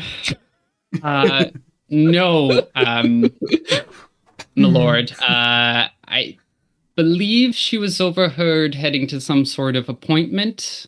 She chartered one of the Venture carriages and indicated she would be out most of the day. Lovely. Well, in that case, when she returns, I need you to keep an eye on her. No. Yeah. Mm-hmm. Yes, of course. However, there was one other thing. Am I presume... Apologies for reading the note, my lord, but am I to presume that the M is the Lady Mavis?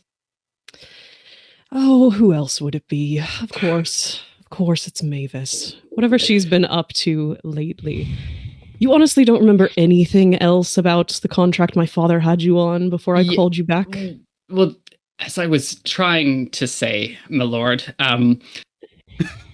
if you're going to be meeting with Lady Mavis alone, I know you have a long association, but I thought you should know that your father was having her followed as a favor to Lord Straff Venture.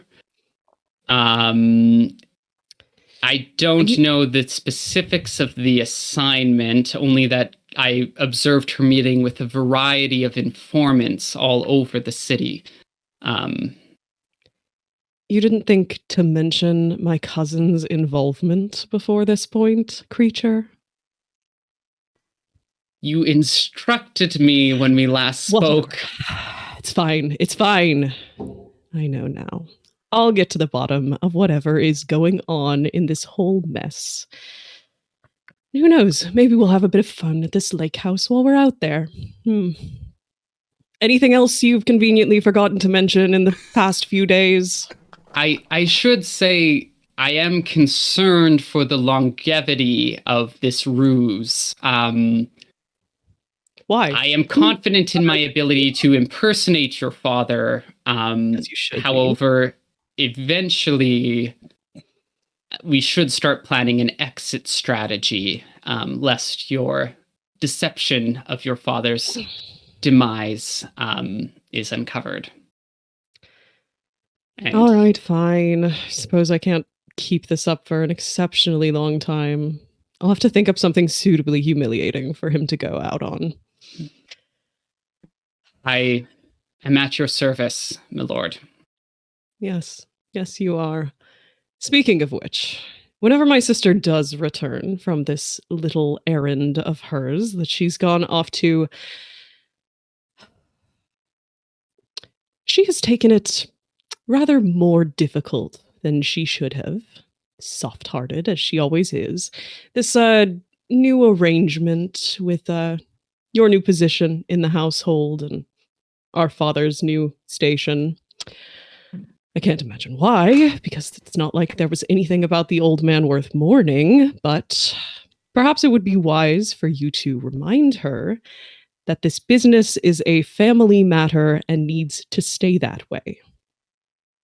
In fact, you know what? Lay on a bit of the old man's charm if you want when you talk to her. One of those old paint-peeling tirades he used to have. Nice little reminder about the sort of treatment she doesn't have to deal with anymore thanks to my kindly intervention. Or perhaps if she misses the old bastard so bad, she might enjoy a taste of his old medicine. Regardless, the point is, Dad never knew how to keep his children in line, but I expect you to make a vast improvement on his record in that regard. Do not have her causing trouble. Am I understood? Yes, my lord. Mm-hmm. And just so we're clear, since we're deceiving some members of the family as well, when you say keep the children in line, you mean just your Not sister? me. Yes, Just her. of course.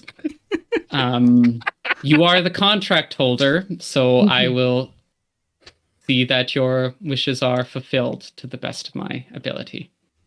Good. See that they are.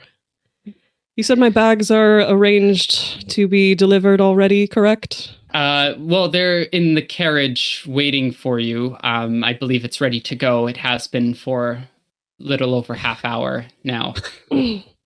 Wow. You know what? Send it on ahead of me. It's such a nice day outside. I think I'd hate to waste the weather. And he will, depart the room and head out into the courtyard of their keep. And rather than getting in the carriage, he would like to drop a coin and burn some steel to make his way out to the lake house. Excellent. I won't make you roll for anything with this. There is a spike way on the way to Lakeside. So actually Dier can go ahead of his bags and not be as late as he otherwise would have been. That's so, yep. Dier touches down at the middle of the courtyard, in the center of everything. Yes. Suitably drama queen that he is. Yeah, as you drop, you can see the manor in front of you. Most of the other guests have arrived, so you can start heading in, if that's what you want. Yep, that probably sounds good. He, hands his invitation off to the steward. He's taken Mavis's little note out. He's going to keep that with him. But I think he goes in and tries to see if anybody interesting has arrived yet. He'll maybe go get himself a glass of wine. Sounds good. And speaking of interesting to Dier, as you're at the door, you see one final carriage pulling up. And Eric, do you want to introduce the person who is sitting in the final carriage? I would love to. So Jenna is the heir of House Techiel, the child of Lord and Lady Techiel. She's in her late 20s. She is tall with brown eyes and long black hair that's braided, and the braid is so long that it goes almost down to her waist. She's wearing an opulent blue dress. It's very lacy, and you can tell, but people can tell that even under the lace sleeves that she's quite toned, and she's well known as being quite athletic, which would be unusual for noble women of her stature.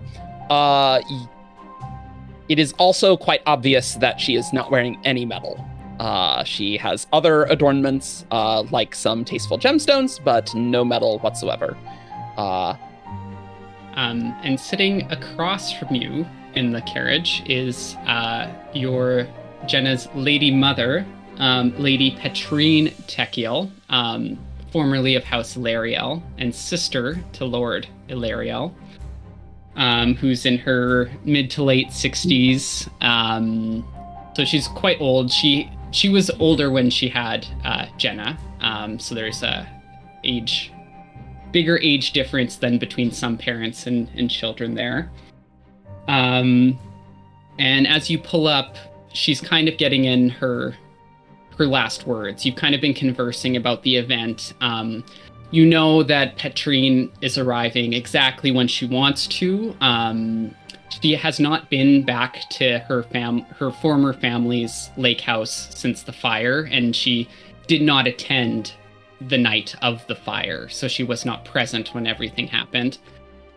And she has a long-standing feud with her brother, so she basically wanted to get there as late as possible while still arriving on time.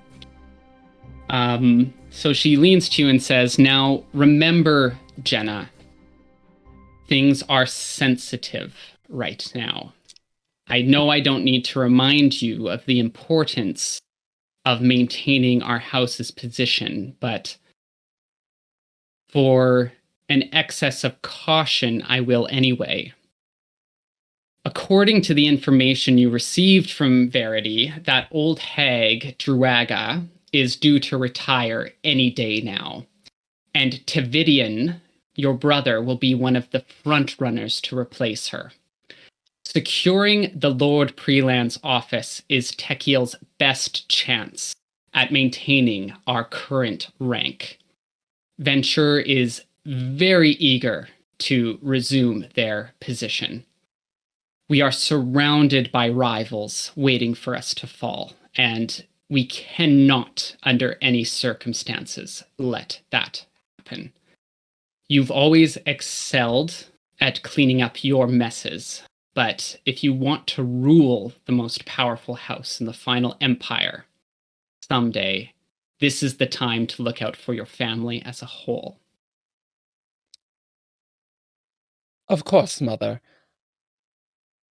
Having Tavidian as Lord Preland would be most advantageous. I have well seen the reports of our finances due to this heavy winter, and things are very dire, and I am very aware, and I am very determined to become Lady Techiel, and I think you will see just how well I do. Mother, would you perhaps try and seek an alliance with Lord Elariel, perhaps? You can see that your mother, as you're speaking, kind of has a proud smirk on her face. But when you mention the potential alliance, her expression sours considerably. And she says, "My brother is a fool and not worth allying with. We may consider an alliance with Elariel if and when leadership changes. But for the time being, they cannot be trusted. And I don't intend to stay long beyond my initial appearance. So I'll be trusting you, Jenna, to represent our family, House Techiel, well, for the Absolutely. duration of the weekend. And I have confidence that you will. Very good. So, would I be correct in saying that I should not ingratiate myself with your dear brother very much, and keep him at a healthy distance? Handle Solace however you will. I assure you he's of no consequence. His station alone is not sufficient to make up for his incredible ineptitude. I completely agree.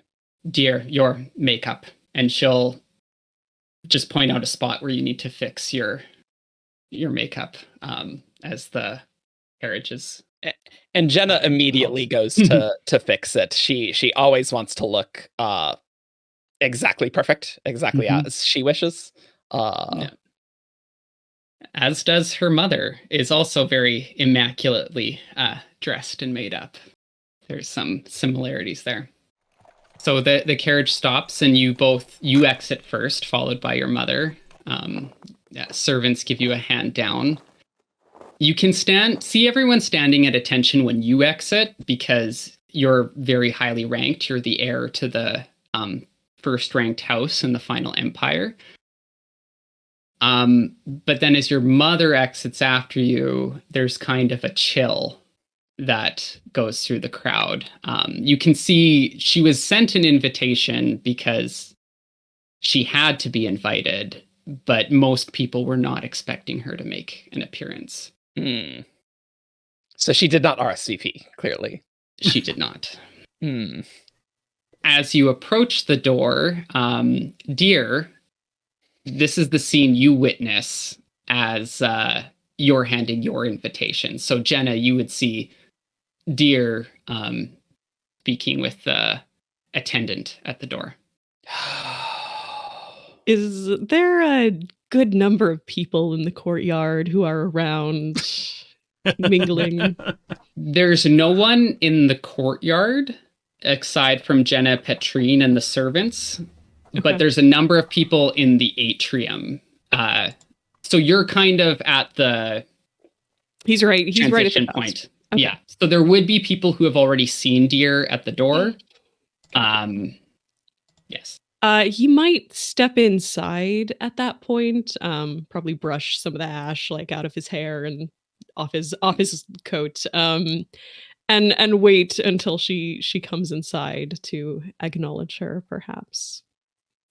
Jenna comes inside and just looking at Dier, they meet eyes, and she has just the biggest sigh. She's really trying to restrain herself, just to not be more upset.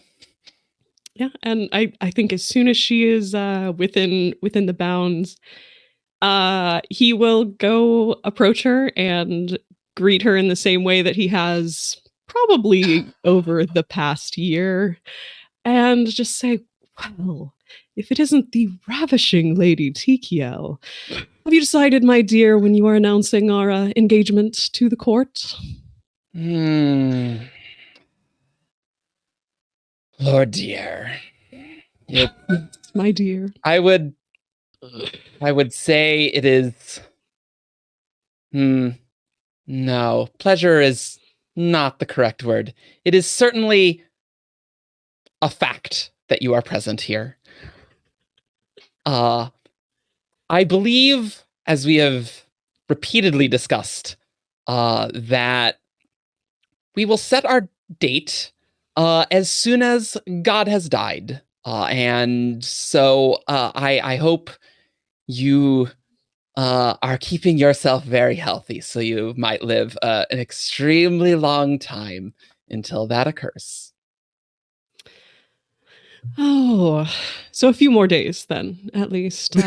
That's all right. I'm sure. It's multiple even. It's perfectly fine to be embarrassed by the affection you feel for me, of course. I give it a don't little think that longer. is quite. You might, because you simply do not care, as I do, for reading signs or reading anything really. That that's not exactly the correct emotion that you should be reading out of this situation.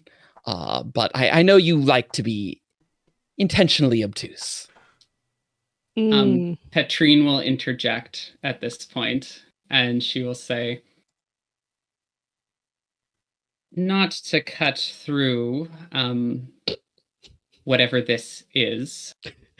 Please, I by all must means. have misheard, young venture, but did you say you were hoping for the death of the Lord Ruler to occur in the next few days? I know that someone of your breeding and piety would not have been so foolish to make such a dangerous comment, even in jest. Lady Tekiel, I think you must be yes, correct. Lady Tekiel is my title, the one you used to address my daughter earlier. I must have misspoken. How clumsy of me. I find myself so overwhelmed in the lovely presence of your daughter, of course. It's difficult to keep my head straight. It is difficult for you to think. Like up and down, and she says, clumsy, yes. Give my regards to your cousin when next you see him. I look forward to lunching with him at some point to discuss matters concerning both our houses. I will be certain to. Jenna, I'll see you inside. And she doesn't even wait for you to respond. She moves forward. As she crosses the threshold, she does hesitate slightly. And there's an expression almost like she's seeing like a ghost. Like she seems almost like uncomfortable or lost in thought. But then she pushes forward into the room. Doesn't speak to the valet. Her face is her ID, so to speak. And even though she has embraced her new family, House Tekiel, she still walks in like she owns this manor, and leaves you two alone in the atrium. Dier, could you do anything else at the moment? This is quite a moment for me to enter this lovely manor once again with my old fiancé having died here. And I don't need you to sully any of this by your presence. Of course. I would never wish to intrude upon you in a way that was uncomfortable, of course. I'm so sure of that, Lord Dier. I think that went well with your mother. She really likes me, I think. I've made an excellent impression. I have it on good authority that there can be no assassinations this weekend. But if this was any other weekend, perhaps you would be concerned. I feel like your judgment is poor as always, just as the ash falls. Yes, I'm certain our hosts have paid an absolute fortune to ensure that no bloodshed occurs on the premises so that we might all enjoy ourselves, but I'm sure we'll be able to find other ways of having fun and keeping things exciting. Indeed. Not that it helped them 2 years ago, but we shall see. Well, why don't I fetch you a glass of wine, my lady? Why don't you go fetch anyone else a glass of wine instead? I can handle myself perfectly fine. Very elaborate bow and leave her alone for the moment. He's gotten his little scene. So as you split off, there's a couple of things.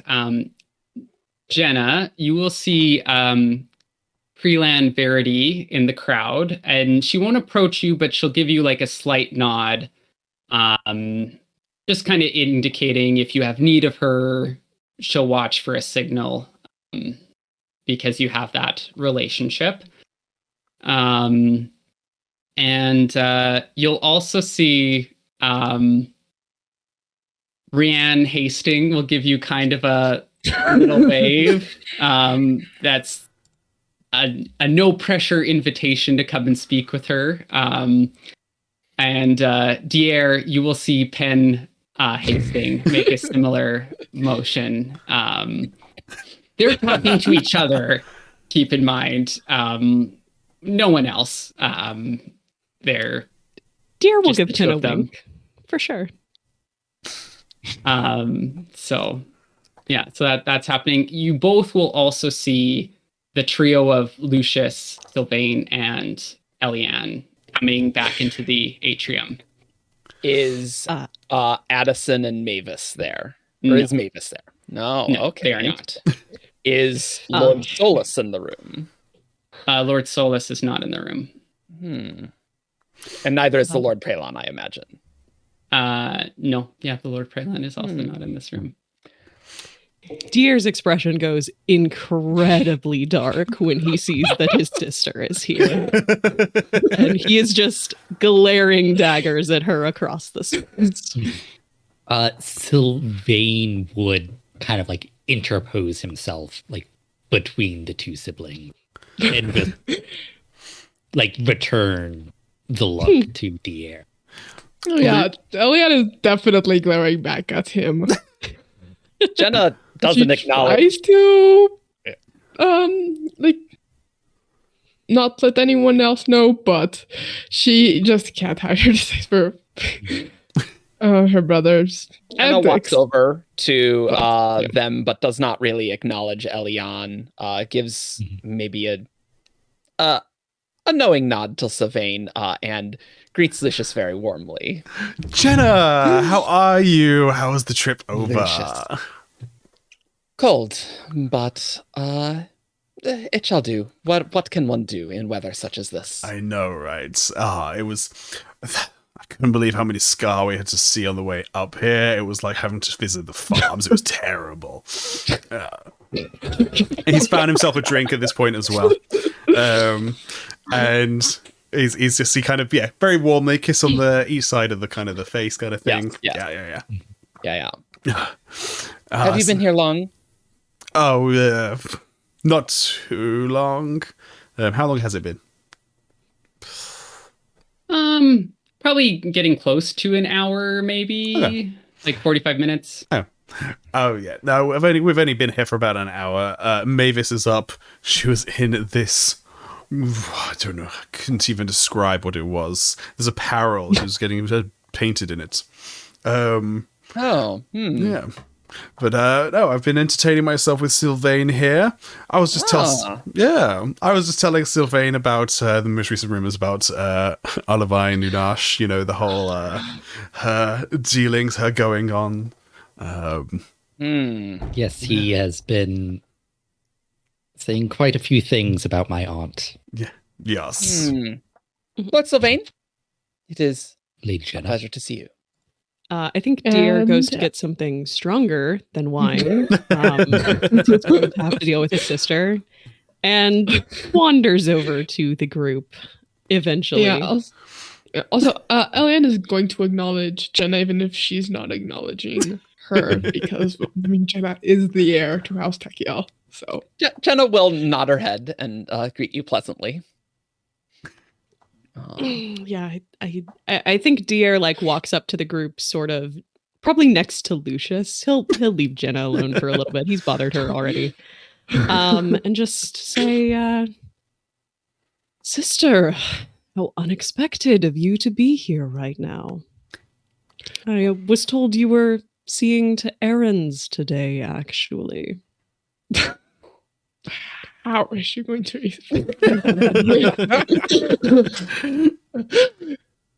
She has to be diplomatic. But also, just to say, like, I know what you did, Dier. Like, she knows. Oh, did you, brother Dier? I'm surprised you didn't know I was coming. Well, I didn't see that you had joined our family's RSVP, was the only thing. Perhaps father forgot to mention it, is all. Well, she did receive her own invitation. Wouldn't she have RSVP'd separately? Lucius leans in and goes, oh yes, Sylvain here actually turned up with Ariane, so he knows all about her situation, how she got here. How interesting. Just kind of glaring at Sylvain for maybe helping his little sister get to the party he was trying to avoid her showing up at. Little threatening. But yeah. The threat is not acknowledged. Well, brother, you are going to have to deal with me this weekend. In fact, our rooms are across from each other. So. Lovely. Well, perhaps we can find a moment to talk later. There is a matter of some import I would like to speak with you about. House matters, of course. I'm sure we'll find a moment later this evening. Mm-hmm. He will conspicuously dump a vial of steel flakes into her drink. Oh no, and Eliane will, she notices Dier doing that because it's Dier, she knows her brother. He's not subtle. He's not subtle, and she will find a moment when nobody else will notice, away from the group, to take a vial of bronze of her own. Interesting. Because she wants to know if Dier is going to use his allomancy. She knows his tendencies with steel. Very interesting. Go ahead, Lucius. As I say, whilst we're stood around, I kind of look Dier up and down and be like, "Oh Dier, wow, what have you done?" And I'm gonna put some ash off your shoulder and be like, "How did you even get here?" How do you think I got here? What, you think I'm going to take a carriage? No. Better than pushing your way here. You might be surprised. I'd tell you to try it, but I don't think you're quite talented enough in that regard, it would seem. Oh, I've never found I've needed it, to be quite honest, my dear. You might be surprised. It's quite useful, it turns out. Oh, I'll keep an eye. I think actually he'll do a little push on Lucius's buttons. Oh no! Tap. So as you push on them, they do just kind of come off by themselves. They are designed that if you were to push on them, they were to detach freely. Maybe he just pushes on one. Okay, not the whole thing. Okay.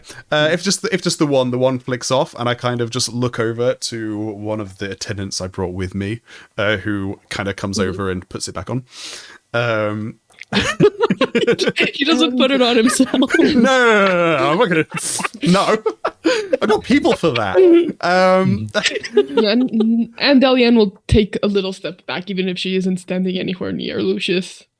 Yeah, and I'll be like, "Oh no, I'll keep an eye on you for whenever you're going to show off, I guess." And then I will very apparently take a little bronze vial, kind of shake it at him, and put it back into my pocket. I'm not going to take it because I actually took one before I arrived. Yeah. All the seekers here. Allomancy everywhere. Yeah.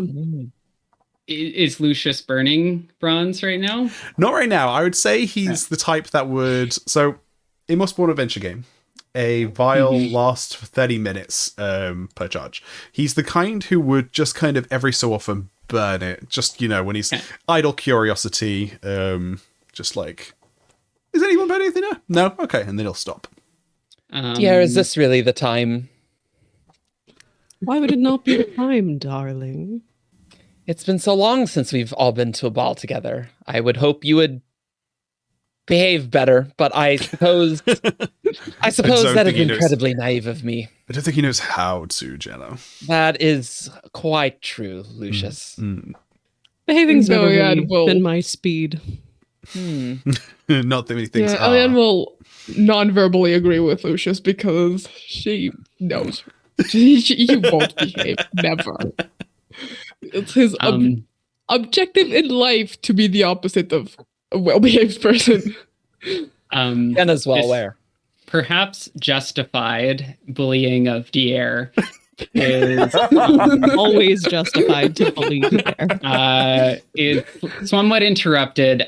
You all notice not like a big stir, but a slight stir across the room as Mavis and Addison enter. Addison's wearing the same dress she was wearing before. Mavis is wearing like a day gown. It's very finely made, but almost casual. Like she kind of wears it in a way that's simultaneously cutting edge, but also like she just threw it on. And as she's entering, people kind of wave and say hi. You see she kind of, her mere presence seems to kind of cheer people up, and people seem happy to see her. People aren't really noticing Addison. She kind of stands to Mavis's side like a shadow. And Sylvain notices Addison. Sylvain notices Addison. And Mavis notices you all and starts making her way over. As she does, she sees her brother speaking sternly with one of the serving staff. And she stops and speaks with him, and you can tell from their expressions they're disagreeing somewhat, even though Mavis is keeping up a kind of cheerful expression. And if anyone wants to make a wits roll to see what they can tell about the conversation, they are. I'll do a wits roll. I'll do a wits roll. Okay, this is going to be. It's a lot of conversation, a lot of moving pieces, so this is going to be difficulty 4. Interesting. Okay. Yeah, I think I need as well. I don't think I can use a trait here. I don't think. Oh, I know. I actually can't use a trait. Thank you for reminding me, Eric. Yeah, you bet. Would you like to use information Yes. acquisition, Eliane? Useful. So difficulty 4 here, yeah, Matt? Yeah, difficulty 4. Okay, Yeah. cool. Nice. So that's Hey! Very nice. All right. Yeah. I can go next. Okay. Dier is also rolling 4 dice. Nope, That's he's nice. oblivious. 0 Dier- damage. Dier is distracted. Eliane is commanding basically all of your Oh, for sure. attention right now. I will say, unlike a lot of the people in the room, when Mavis came out, Dier got like quite a bit colder upon seeing her. Yeah. Is anyone else wanting to? Yeah, Eliane. Oh, Eliane nice. gets some 4s and a nudge. And I'm going to bank that nudge. You're going to bank it? Okay. Trying to get a read on this conversation, would my personality of empathetic be of use? Yeah, I'll give you that. Okay. 3 dice. 3 whole dice. 3 dice. Oh. Hey. Okay, so I 2. got a got nudge. Yeah. And Lucius Farm. doesn't. Lucius doesn't Go ahead. try and listen in because he's pretty sure he can just ask Mavis, and he trusts that she just tell him. Okay. Jenna will use her nudge to increase her to Slightly to tweak her result. yeah. Okay. Mhm. So we have Eliane with a regular success and Jenna with a success plus. You're able to discern through kind of not quite reading lips, but catching words here and there, and between visual that Felix was in the process of discreetly upbraiding this servant and kind of giving them a stern speaking to, and that Mavis is interjecting and kind of defending this person. She says something that her brother appears to not like very much at all. And you do catch her use the name Vasha, which is their deceased brother who would have been Felix's twin. And Felix stalks off kind of angrily and actually exits the atrium for the courtyard. It seems he's not staying for the at this point. We know Felix and Vasha didn't get along, right? They were the grandsons. Yeah, who were supposed to make him. Yeah, Felix. It's widely seen that they had a rivalry over who would be next in line. Their uncle Solace was the heir at the time of the fire, but had no children of his own. And Felix and Vasha, as twins, there was some question about who would succeed. Felix is the older twin, but, we're not talking older by much. So the rivalry over the house title was not known again in like lower circles, but in the circles you guys run in, it would have been known that they did not get along. Mm-hmm. So as Felix stalks off, Mavis puts a comforting hand on the servant's shoulder and appears to say something to them, and they nod nervously and kind of hurry off. They're obviously intimidated and very much did not want to be caught in the middle of a dispute between Lord Elariel's niece and nephew. Kind of seems like maybe they would have preferred to just accept the talking to from Felix, but makes their way. And then Mavis and Addison approach the rest of the group. Can I go ahead, push ahead of everyone else and be like, Mavis, it's been too long. How are you? Do the whole kissy cheek thing that I did with Jenna. Yes, Lucius, it has. It's so good to see you. I love your outfit. You look stunning as always. Thank you. Oh my god, what are you wearing? This is incredible. This is yeah. This is a gift from one of the new lines in Urto. It's just a day dress, but I was gonna say whatever you were being painted in, I thought that was gonna be the nice thing I've seen you in today. This is a delight. That it's rather garish, to be honest. That costume. It was my grandmother's actually. Oh. The family legend is that early into her tenure as lady of the house, there were some threats of assassination, and somehow she managed to wear it to a ball, and it was so heavy in appearance that rumors started to circulate that she must be a pewter arm. And it was through that she apparently dissuaded further attempts on her life. But it's a sentimental piece, and the painting's meant to be a gift to my uncle in memory of my grandmother. I was going to say, I don't know if we've actually seen each other since all that happened 2 years ago. So my condolences to you. And then I will kind of link arms with her and bring her over to the rest of the group. And just be like, how sincere is Lucius being when he gives his condolences? With Mavis, is that kind of... I would say pretty sincere. He's he's trying. It's hard, obviously, to trust that he is being sincere, but he's trying. With Mavis, Yeah, Mavis will then, without kind of missing too much of a beat, link arms with Lucius and approach the rest of the group and say, I'm so glad you could all make it. I know I haven't been the most available of late, and I do want to change that. And so I'm so glad we can have this weekend together to catch up and start this decade off on a good note as we celebrate it. And yeah, I'm just so pleased you could all make it.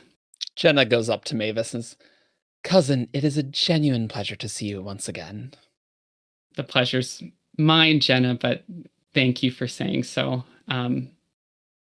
And we haven't talked much since, but I was able to return Julian's remains to his family. Jenna's face, I mean, she's pretty reserved, but there's a change in her facial expression upon mentioning Julian. Jenna just says, "Thank you. Yeah. That means a lot." And if you ever, the area is quite lovely. If you ever wanted to visit together, I'd be happy to go with you. I would love that. And I believe we have a great deal to catch up on, and I would enjoy doing so. Yes, of course. Lucius will also just like when Mavis said that, was just kind of like put a little a comforting hand on Jenna's shoulder as well. Or And elbow. that sort of relaxes Jenna a little bit. Yeah. We're good friends. Yeah. Dier is holding his tongue for once in his life, but he has rolled his eyes several times during it. Not subtly. Sylvain does not notice that, or else he would be very annoyed. And it's like he's like very focused on that conversation, and it's like it looks like he wants to like join, but also doesn't want to interrupt, and he's just like,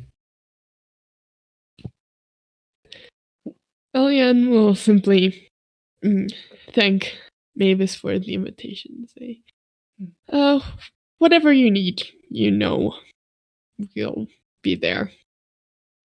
Of course, Ellie, and thank you so much for coming. It's I feel like we haven't gotten to know each other as much as I would like to, but Addison and Sylvain have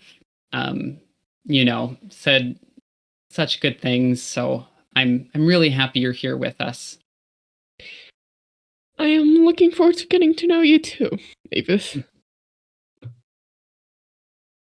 Well, we should probably all get drinks in hand. I'm sure my uncle will be out soon to kick things off. I certainly feel like I could use another. I shoot Dier a harsh glance. I go, "Oh, in that case, let me introduce you to someone, Mavis." And then I call one of my attendants over. I forgot about this.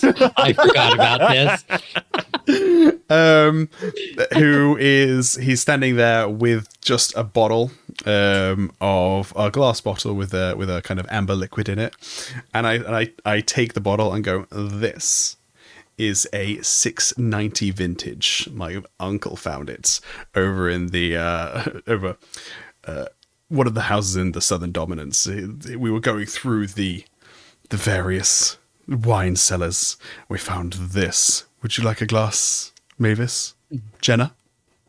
I can't believe it. That's so positively vintage. I would love that. This manor is lovely, but this is... I could use a very good wine. Excellent. So I give it back to the guy to who I barely acknowledge, the human being that's brought the bottle, and I just pass it back and then expect to drink to it. And Mavis will say, "Thank you, Lucius. This looks fantastic. I'll have to return the favor with some of the harder stuff later on in the evening." Oh, yes. And she gives you kind of a playful wink. That sounds good. In that situation, I will then lean over to Dier and be like, Did you bring Grey? When would I ever show up to a party without Grey? Oh, fantastic. Great news. Thank you, Dier. Though, of course, if you're expecting me to share the interesting things that I've brought, I certainly wouldn't mind a glass.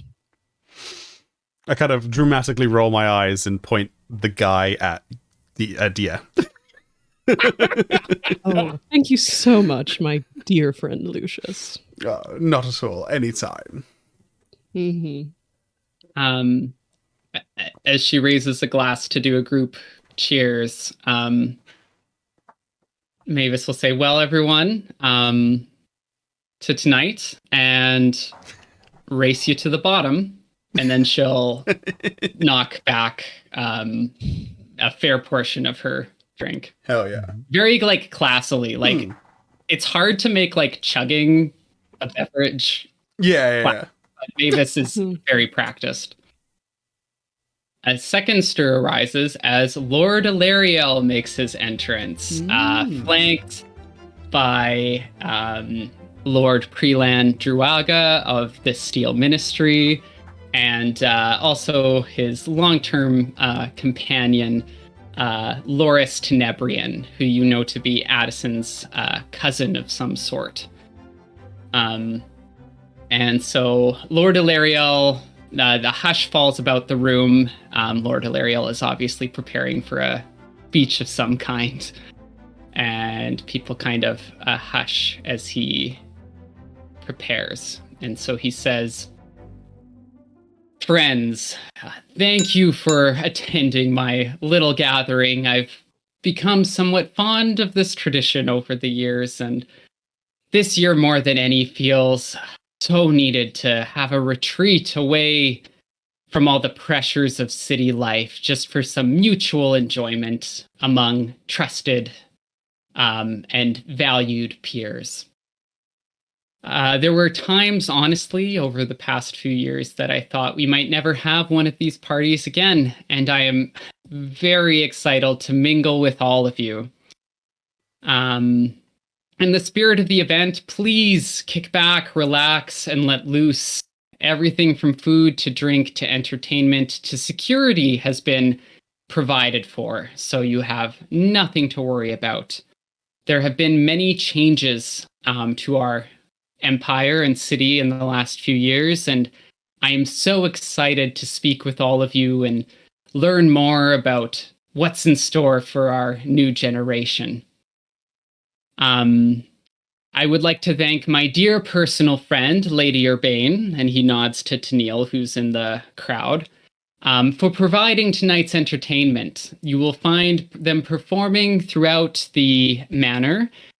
Drinks and dancing will continue in the atrium, and we will be serenaded by the magnificent Rebel Cortessa. Yes, so she's a woman with darker skin and hair. She's tall and full-bodied, and she seems to take up space both physically and in terms of her appearance and manner. And so she flourishes a glass in a dramatic fashion at the salute. And Solace continues and says, please also enjoy our lovely stained glass exhibits, which have been carefully crafted by artisans from every dominance of the Empire.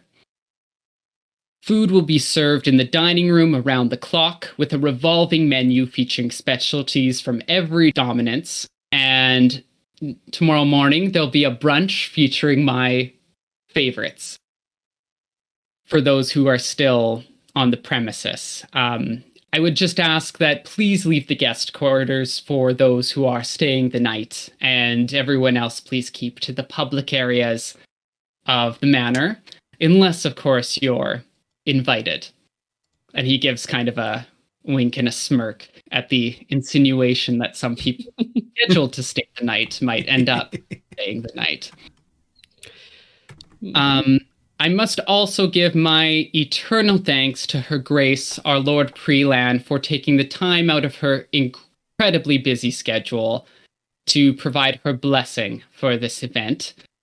And I would like to dedicate this weekend's festivities to my late mother. So please join me in raising a toast to Lady Dianette and to a new and better decade, and to our glorious Lord Ruler, Emperor of Ages, may he reign forever. Now let's start drinking. Way!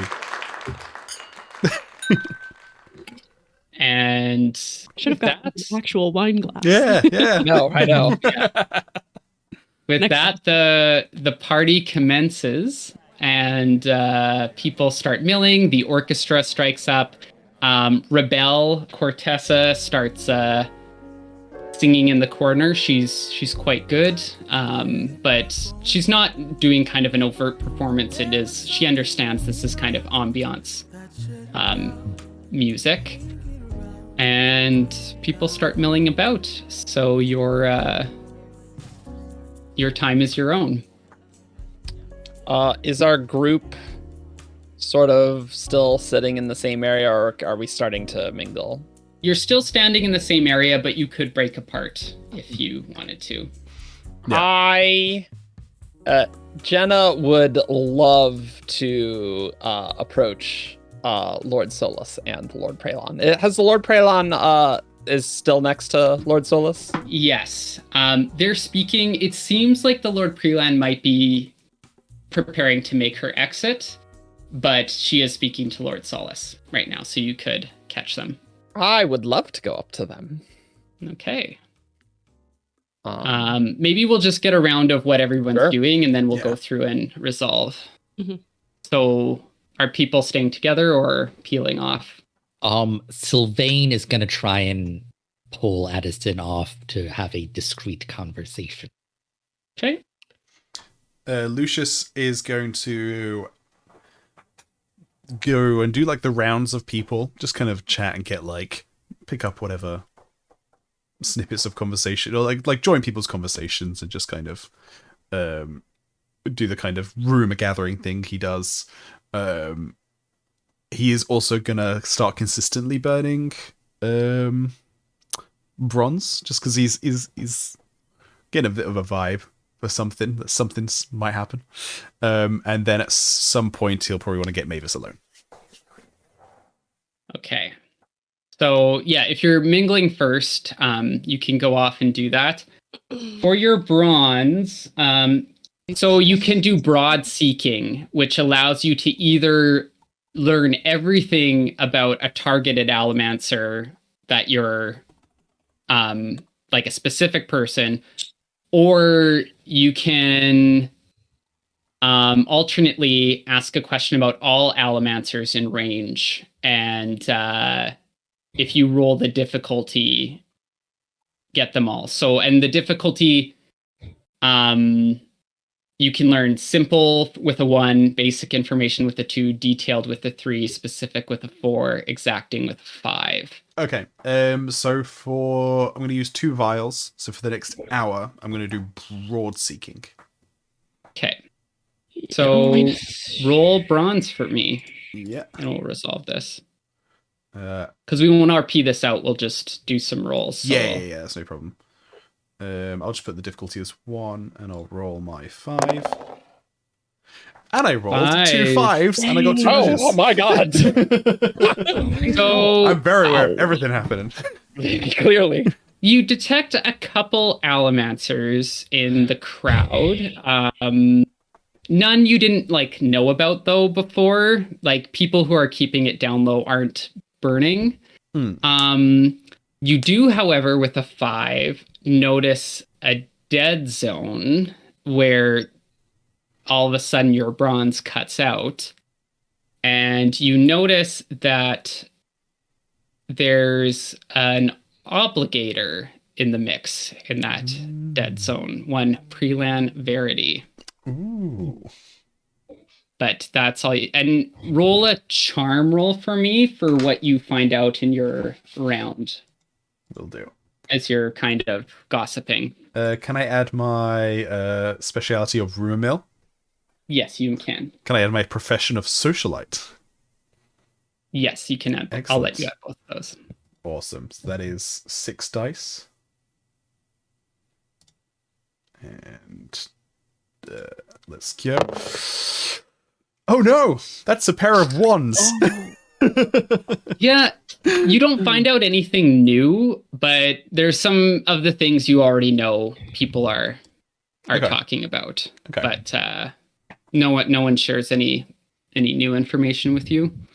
That's fine. You do get that some people are surprised at seeing Petrine here. Interesting. So that's somewhat new. But Mhm. and then I think just Eliane and Dier, we didn't know what you two were doing. Eliane, now that the group is kind of breaking apart and people are moving and everything, she will take that opportunity to discreetly take some bronze. Because as I said before, she is kind of paranoid that things are going to happen. Even if the Lord Prelate says nothing is going to happen, she doesn't want to take any risks.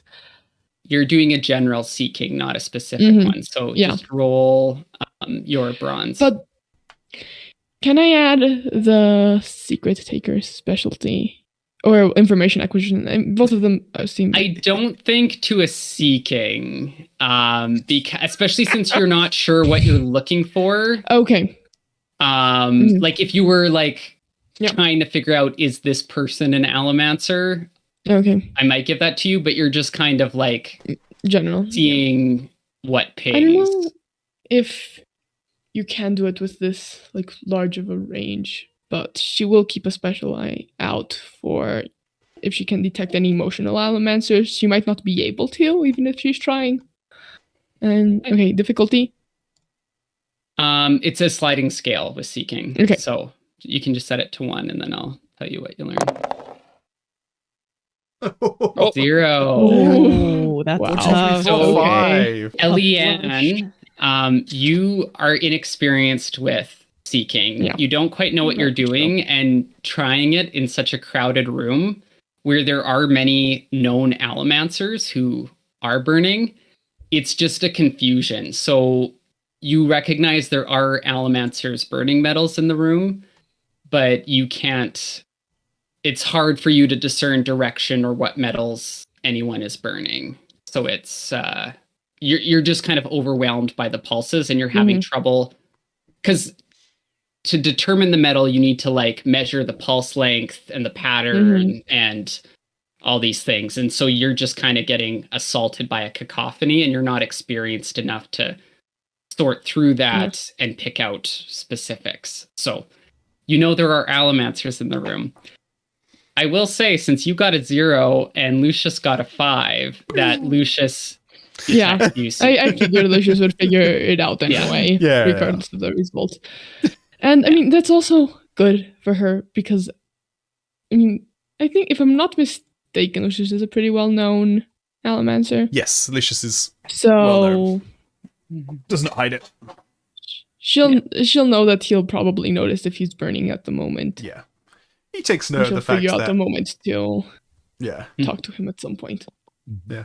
I love how the dice knew who was more experienced. I Oh, approve. well. Thanks, dice. 5 and a 0 is pretty good. It's like that makes sense. So And what's Dier then, doing? I think he is really annoyed at seeing Mavis again, and as much as he would maybe like to harass his sister, he's gonna go take a moment to cool off. So I think he wants to go check his rooms to make sure that his things arrived. But can I ask, the like atrium, is there like a balcony up above that you can like look in from the second floor at all?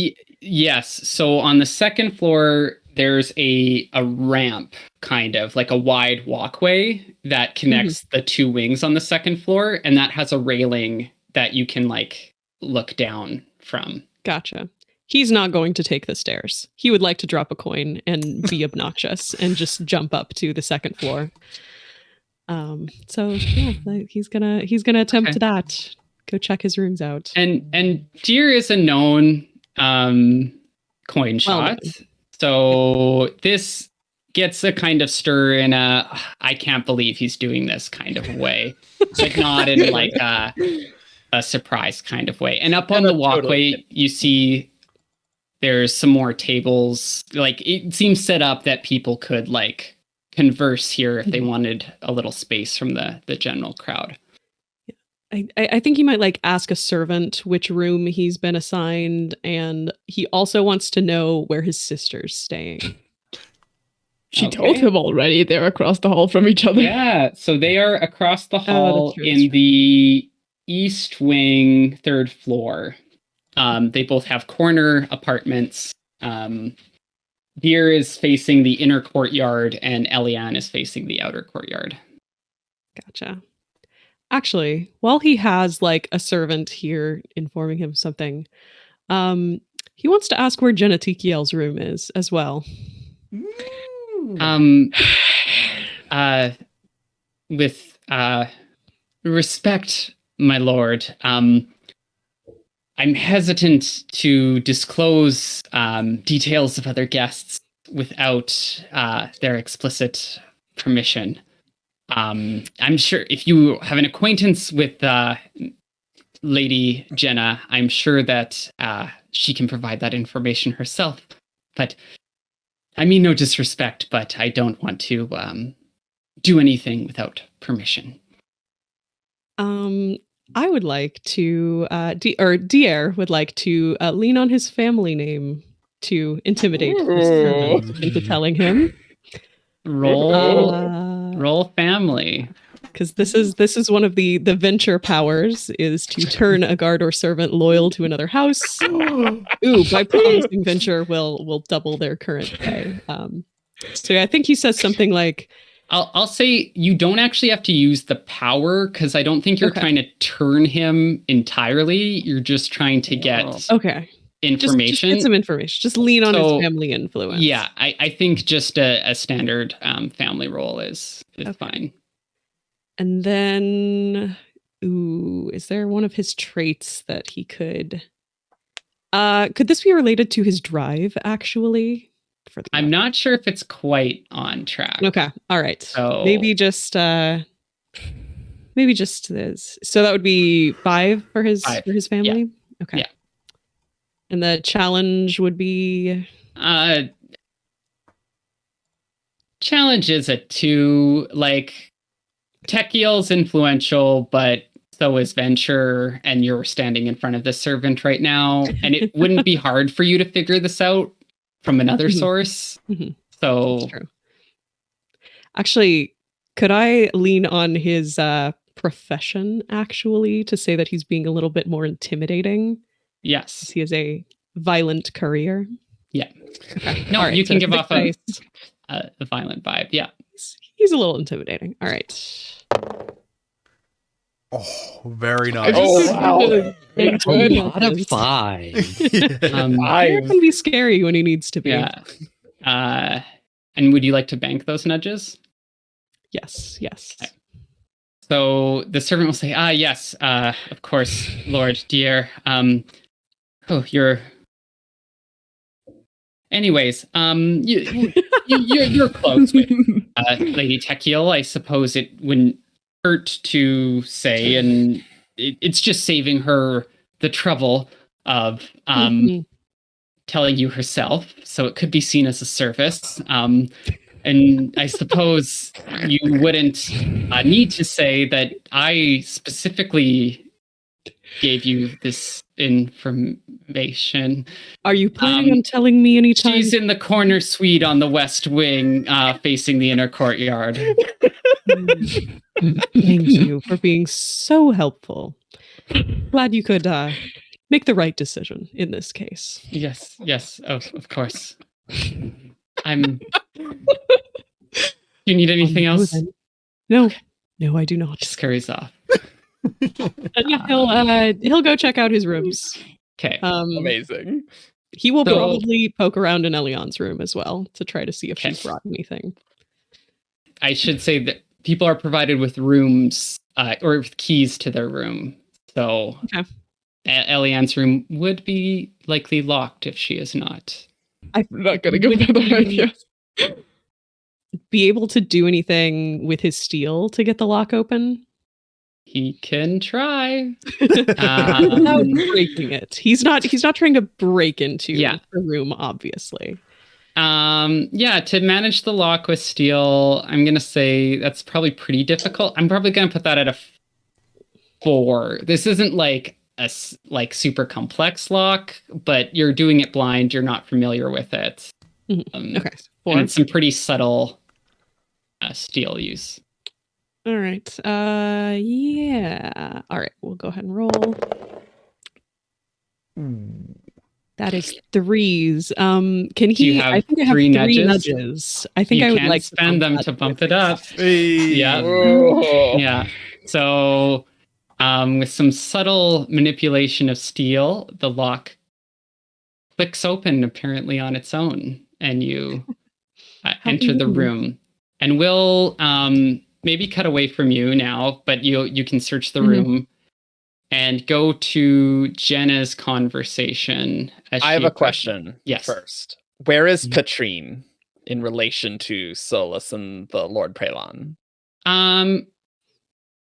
Patrine is kind of holding court, so to speak, across the room, and she's not making any moves. She's letting people approach her very much. So Cool. she's just kind of talking to whoever comes to speak with her. Cool. So Jenna will definitely go up to Lord Elariel. Okay. So yeah, Lord Elariel is just telling the Lord Prelan, thank you again, Druaga. And you note as you approach, and they seem to be having a private conversation, he uses her first name instead of her title when they're and he says, again, I'm glad we could work things out with the edict. I know the ministry does not give its assurances out lightly, and I hope that Ilariel's gift is generously received, and we should, do lunch when your schedule permits, perhaps sometime next month. And I kind of hang back and don't get too close to hopefully, I'm not here to interrupt. Yeah. I'm here to greet the host. And and the Lord Prelan just says, yes, thank you, but speaking of schedules, I must be going, so anything that needs my attention, you can speak with Prelan Verity about, and she'll make sure I'm informed. So Lord Prelan is walking away. She's moving, you could approach while they're still together, but she's you've heard this because you're close enough that you could close the distance before she departs. Yeah, I'll respectfully go up and I will greet the Lord Prelon with a deep curtsy, as deep as Jenna can possibly make. And goodness, we really don't have lines about how nobles would address obligators respectfully, but they do say your grace in the books. Sure. But what Jenna wants to do is have some saying that the Lord Ruler's grace shines upon us, something like that. That's respectful and obviously religious in a way that maybe other nobles wouldn't really care about. The Lord Prelan will nod her head appreciatively at your devout greeting. And then I'll go talk to Lord Solus. And you gotta respect the Lord Prelon first, of course. Yeah. Of course. Lord Elariel. Jenna gives another curtsy. It is not as deep, but it's very respectful nonetheless. The renovations and reconstruction is absolutely lovely. And I just wanted to thank you for the invitation.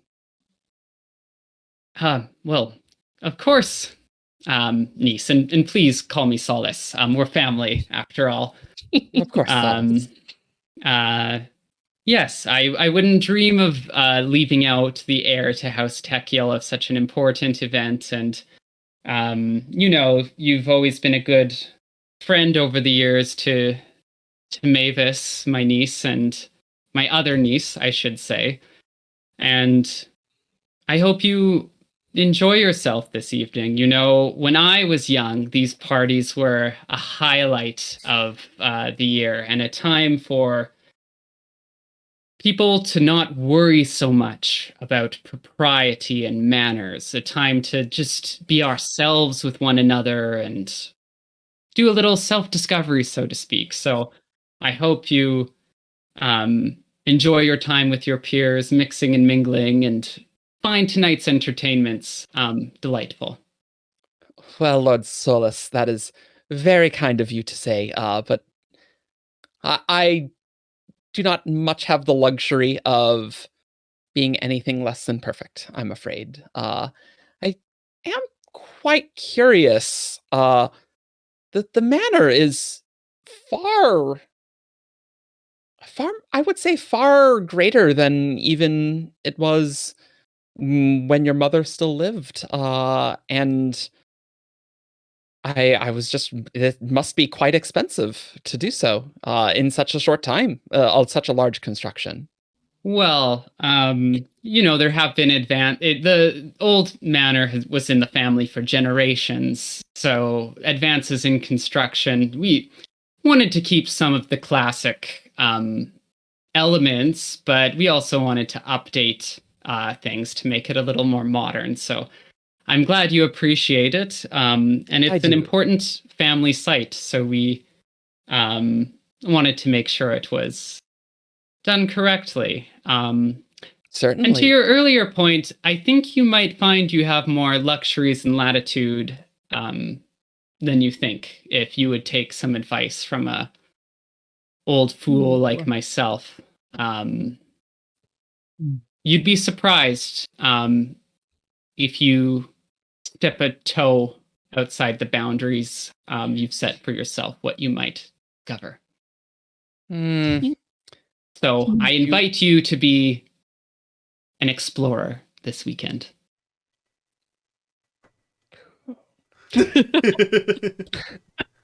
Lighten up, Jenna.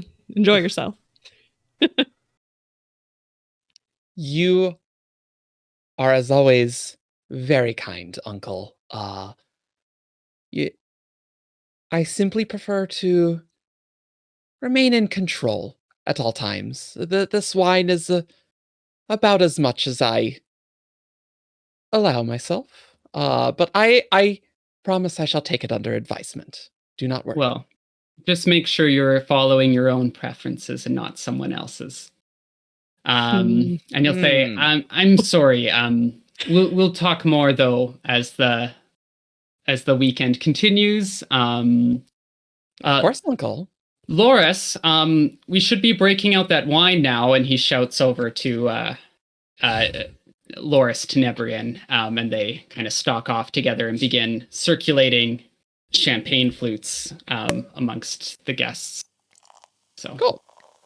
I think that's and good. then we'll move to Sylvain, who's pulled Addison aside. And everyone's kind of scattered, so it's just like, how do you separate Addison? Like, do you explicitly say, Addison, I'd like to speak with you alone to avoid Mavis joining you? Or are you trying to be subtle about this? Those two are pretty joined at the hip most of the time, They right? are. I would like Sylvain would not stop Mavis from joining. Okay. And I guess how overt are you being about, like, does your body language say you want to speak to Addison alone? Or are you trying to hide that you want to speak with her alone? Well, it's not so much that like he wants to speak to Addison alone. It's just how to put this into words. That like he's not opposed to Mavis like knowing what is going to be said, but he's aware that Mavis is a more noticeable figure in this group and would be noticed more so than Sylvain and Addison kind of absconding. So yeah, he's looking for some discretion. Mm-hmm. So if Mavis and you kind of shared a glance, if she's being perceptive, would she be able to tell you're kind of looking for a more discreet meeting, or are you trying to hide that from her? I don't think I'm trying to hide it from her. Okay. Because I expect, like, she's going to find out from Addison what I'm going to say. And I'm kind of counting on that. So Mavis is going to do a roll just to see, just a vibe check. Vibe check. Love a vibe check. Good old vibe checks. Yeah, that's a Ooh. Okay, so Mavis kind of almost takes half a step to follow, but then she kind of sees the way you've placed your hand very like chivalrously at Addison's elbow, and kind of there's a slight reaction you give when your eyes meet, and she kind of says, "Oh, he wasn't expecting me to follow." And she just kind of gracefully like continues in the other direction, and as she's parting says, "I'll speak with you guys later. There's some people I want to catch up with over here," and very artfully gives you a little bit of privacy. And you do see that the intended effect happens where the eyes of the crowd follow Mavis and leave you and Addison with some modicum of privacy, because neither of you are as important as she is. He would try to kind of like find a place where it's like, because like obviously he doesn't want to be overheard, and he knows tin eyes are a thing, but like he doesn't. So like maybe like go to the library or something. Okay. Yeah, you can definitely do that. Yeah, you can pull off into the library, and actually, so the library you have to. There's not a direct door there, so you'll have to go through the solar or the main floor lounge. And I know this might seem pedantic, but there's a reason why I'm asking. Go through the solar. The solar. Okay. So as you pass through the solar, you notice there's a pair of what appear to be dancing acrobats doing some, and as you walk in, they obviously start a routine. There was no one in there watching when you started, and so they begin, just quietly in the background again. They're a fixture. They don't speak, but they, and the furniture in the solar still, like the pedestal literally that Mavis was on has been removed, but the furniture is still kind of pushed to the side, and some has been removed. There's space for these performers. But unless you stop to watch them, your path to the library is unobstructed, and so you're able to make your way in there where you are alone and have some privacy. However discreetly you left the atrium, the performers saw you enter the... And there's no one else in the library. Roll wits. I would like to, because I have a dog. That's with me. Your dog is important information. I have a dog. Yeah, because pets are props. Okay. Yeah. So Yeah. Sure. Is there anyone in here, boy? Roll. I believe you have a family power that gives you experience with animals. So if you want to roll that, you can. Or if you want to roll a different, I'd also probably take a charm for your your ability to your force of personality to communicate with your dog. Yeah, because my house power gives me the animal handler trait. Oh, right. So you would add. That's right. So you would add. So you can roll your charm and add a dice to see how well you. Unless you want to argue for a difference. I'm good with charm. Would I still add a die for the prop that my dog is? Yes. Yeah. Okay. Sure. So that's 5 plus 2. Yeah. So this is rolling for how well you've trained your dog, and yeah. Difficulty?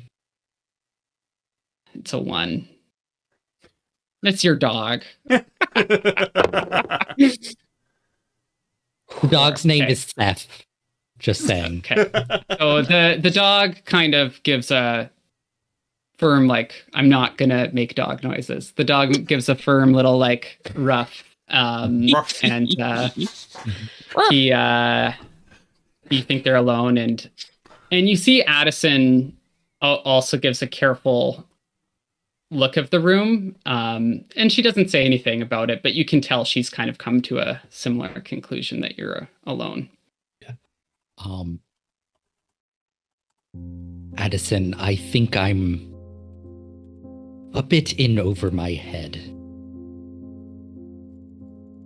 What do you mean? Sylvain, what are you talking about? So my aunt was supposed to attend this weekend. She had made arrangements with the Lord Elariel for certain services to be rendered that have now fallen to me. Oh. What kind of services? Sylvain's just going to say everything. Okay. Discreet. This makes sense. Addison will Utmost say, discretion. yeah, she will. So when you finish, she'll say, I trust Addison yeah, implicitly. that is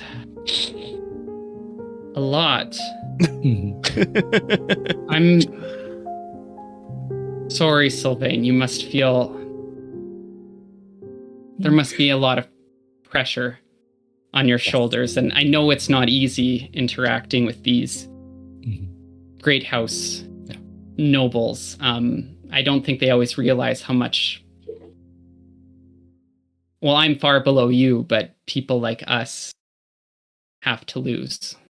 If I can pull it off, like, that might show my family that I can be trusted. But Sylvain, you're one of the most trustworthy people I know. But if there's anything I can do to help, I'm happy to do what I can. it's like, to be quite honest, I don't even know where to begin. I trust you. I trust Mavis. But You should trust Mavis to an extent, but she's a big fish, Sylvain, and we're not. She means well, and I think she is a friend, but you have to always remember she's swimming in wider waters than us and won't always see the world the way we do. As for where to start, you don't need to figure anything out this weekend necessarily, right? It's just chatting up nobility, seeing what they know. Obviously, this is a delicate matter. You can't approach someone and just ask if they want to assassinate a member of the host family or that they're in the market for an assassin. But, you could ask, if you're okay with bluffing, you could throw out some names of people you've heard are angry at the Elariels and then see what people's reactions are. Do they agree? Do they correct you and say, no, I heard someone else is upset with them? And you could just start trying to get a vibe for what the general sentiment is. And as she's talking, roll a wits. yeah, I can't. Difficulty? We'll say a 2. Okay. Not impossible. Nah. Okay. Big ol' 0. Addison seems like she's being very helpful, and you appreciate that. She is being very helpful. Yeah, no, she is. So yeah, Mhm. that's kind of her initial tip. Should I say anything to Mavis, or should I just leave her be? We both know that Mavis has been through a lot. I don't think she needs this hanging over her head if she doesn't already know, right? It's possible that her uncle has communicated True. some of this That's to her. Good point. It's Thank you. probably not, unless you were specifically instructed to, it's probably not your place to inform her. Mhm.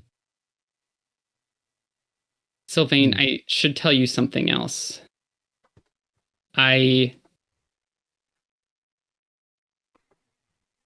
Mavis has a way of finding out information about what's going on in her family, and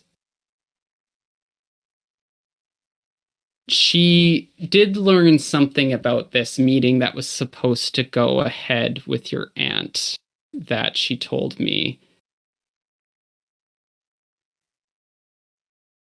Just so you're aware of that. Your aunt has been pushing for a favorable match for you. And there was some insinuation that if Mavis might be willing, Lord Elariel might consider that in formalizing the alliance between Elariel and Hadriel. Oh. But Mavis is a very willful person, and her uncle knows that and would never do something against her wishes. And it would be contingent on the task being completed perfectly. Mhm. But if that's something you desire, I thought you should know what's on the line. Cicely never said anything to me. And The older generation tends to make these arrangements because they think they know what's best for us sometimes. I do like Mavis, but She's very likable. But I don't know Mavis's heart either necessarily, but I get the sense she might consider it for practical reasons. I think she's fond of you, Sylvain. I'm not sure if you're looking for romance. I know not many nobles do. I'm not sure you would find it with her necessarily. well, who can say no to romance, but the needs of the house. And there is a sorrow there. Mm-hmm. Sylvain is such a sweet boy to be in this terrible court. Oh my god. Oh, He really is. oh, poor Eliane and Sylvain, just all around. And Addison, Yeah. really. Ooh. Mhm. So, Addison will say, well, take care, Sylvain, and good luck. And if you need to talk anything out, you can trust me. Always. And you will gesture and you will follow her out from the library. And there is, as she's heading away, there is an expression on his face of he likes her. Ooh, do I roll for Addison to see if she picks up on that? Ooh. This is gonna be interesting because of what Lucius is assuming about the whole situation. I'm so tempted to start spreading rumors about Eliane and Sylvain. I'm like, that's like my new bit of gossip I've got for this party. I kind of want to start. I have an influence of 5, and I want to use it. You know, He walked straight into that. They do both feel like did. Lucius maybe does not care how true the rumors he's spreading are, as long as not they're at all. juicy, right? Ian, I'm gonna just ask for a charm roll from Sylvain, and not that he's like necessarily actively hiding this, but just to see how like it's not like a deception. It's like how in control is he, basically. And this will be contested against Addison's perception to see if she. And this won't necessarily, if she's successful, it won't necessarily give away that Sylvain has feelings for her. It's more of like, again, does she pick up on any vibes? Yeah, I'm trying to like think if anything applies that I could add to this, but also I'm like, do I want to make it more difficult for Addison? I would say your empathetic personality could be added in that there's reasons for you to have kind of a tender expression on your face beyond, like she has a bond with you, like an empathetic bond. So she wouldn't necessarily assume a certain look on your face means there's romantic feelings. Okay. Then that's 5 plus 1 is 6. Contest.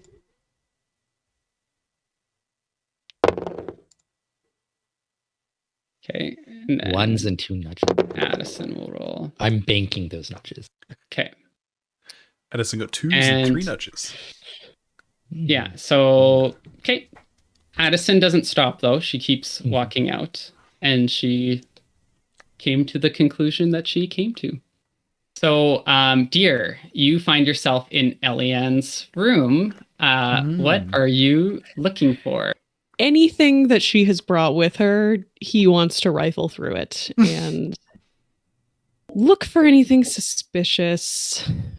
He definitely wants to see if she's got any writing from anybody, because he's worried that she's spilling family secrets, so to speak. Wants to make sure that that is not occurring. So Okay. Roll a wits to search the room. One thing I use. will say, just quickly, whatever the score is, there is no way he's going to find the vials, because those are all on Eliane. On her person. She has pockets built into her chest. And pockets in this era are so ginormous that there's space for it. You know. It's true, though. They are like this big. I mean, there's so much fabric. That makes sense. Yeah. There's all the and space in the world, and so he won't find them. I would like to use his drive to shore up loose ends. Absolutely. Well, so I think that gives him 5 dice. Is there a difficulty? It'll be this one will be another. It'll. Okay. Right. Yeah. So just set it. I will go to 1. To 1. Right. Yeah. Those are a pair of 3s and 1 nudge. Which I will go ahead and spend that nudge to like succeed plus, I guess. It takes succeed plus. Okay, sorry. Yeah, just so you're not banking it. Yeah. Little nudge, not a 4, but 3 plus. So Verónica, I'm gonna flip this to you. Okay. Dier doesn't find if there are things that Eliane very intentionally hid very carefully. Dier did not find them. But if there's anything that is there anything Eliane would be hiding in her room, is what I should ask intentionally. I mean, she'd probably have the notebook with her just have habit. There's all the space in the world to do that.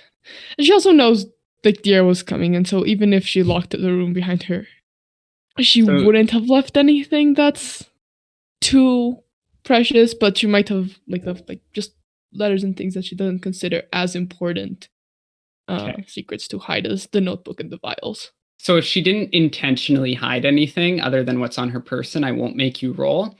Okay. But so basically, Dier, you go through her room and you see everything that's there. I'm assuming stuff like, some clothing, probably some night stuff. If he finds writing, he'll flip through it. I assume he doesn't find anything super suspicious. She's careful enough not to leave sensitive letters around, but he will just glance through anything that's there. And then I think he just leaves. He does not. I will say with a 3, yeah, you're reasonably confident that you did a good job. Okay. Yeah. Like you don't feel like you're missing anything. I have a sense this is probably not the first time Dier has tossed a room. So, yeah. And probably not even the first time he tossed his sister's room. Oh, yeah. True. He's almost what I was gonna say. Suspiciously been through her things before.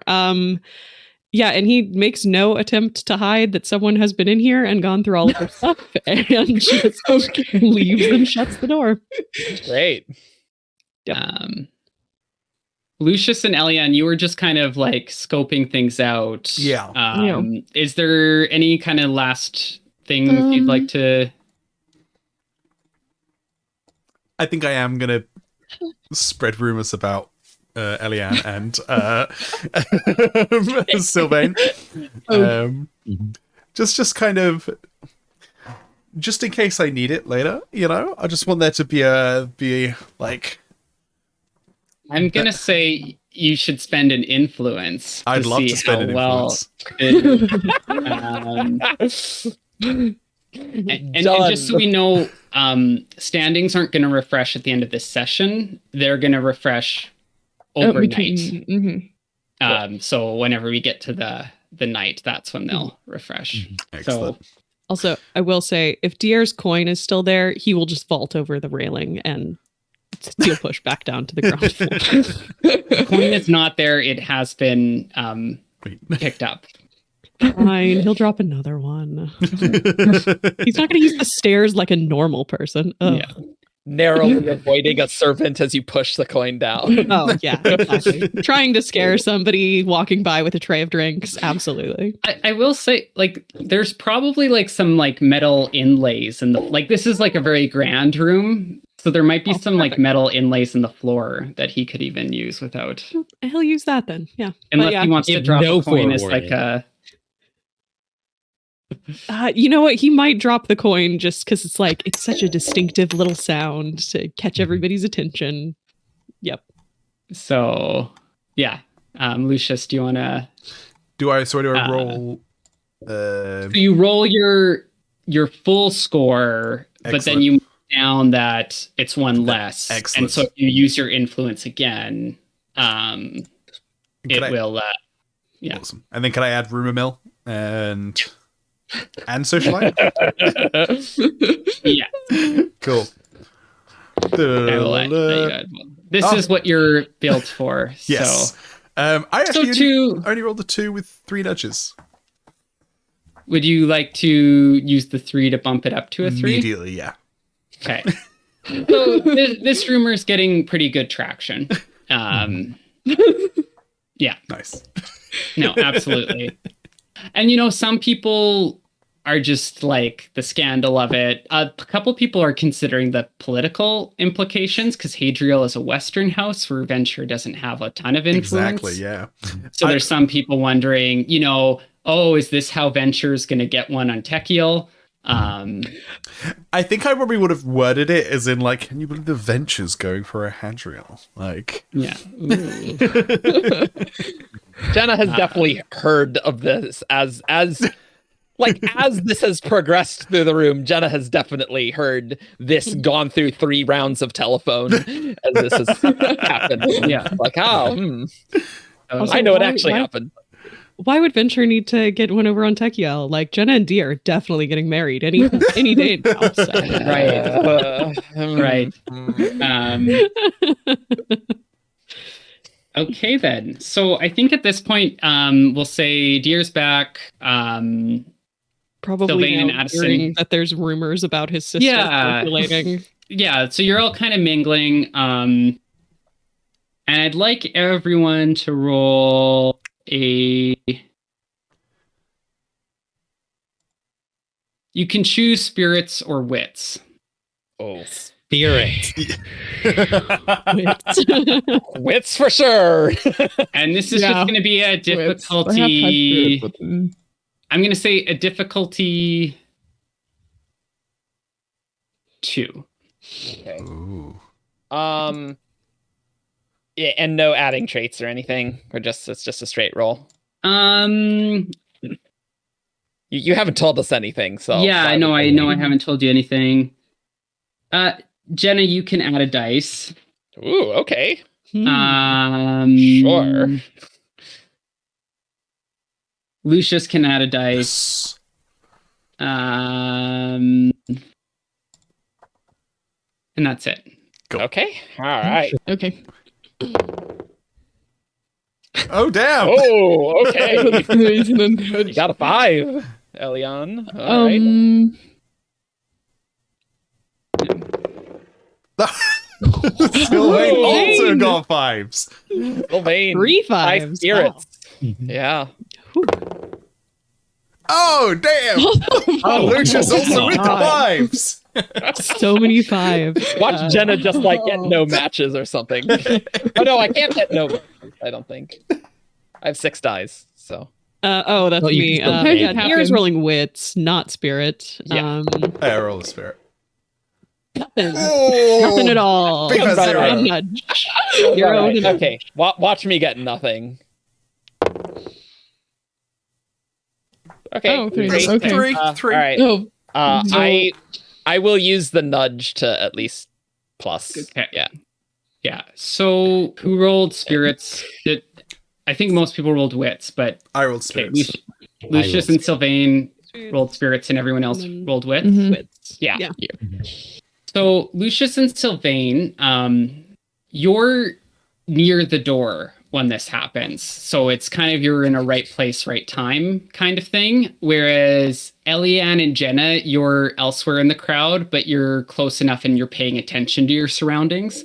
Eliane, you're kind of searching for threats already, and Jenna, Yep. you're always searching for threats unconsciously. So you both notice this right away. Dear, you're grabbing another drink. You have no idea. Whatever. Politics. It's not his thing. Yeah. Yeah. So, but you notice there's some commotion at the door. And it appears that someone is trying to gain entry and is being turned away. So you can either... And 2 of you got 5s. 3 of us got. 3 of us go. Three five. 5s.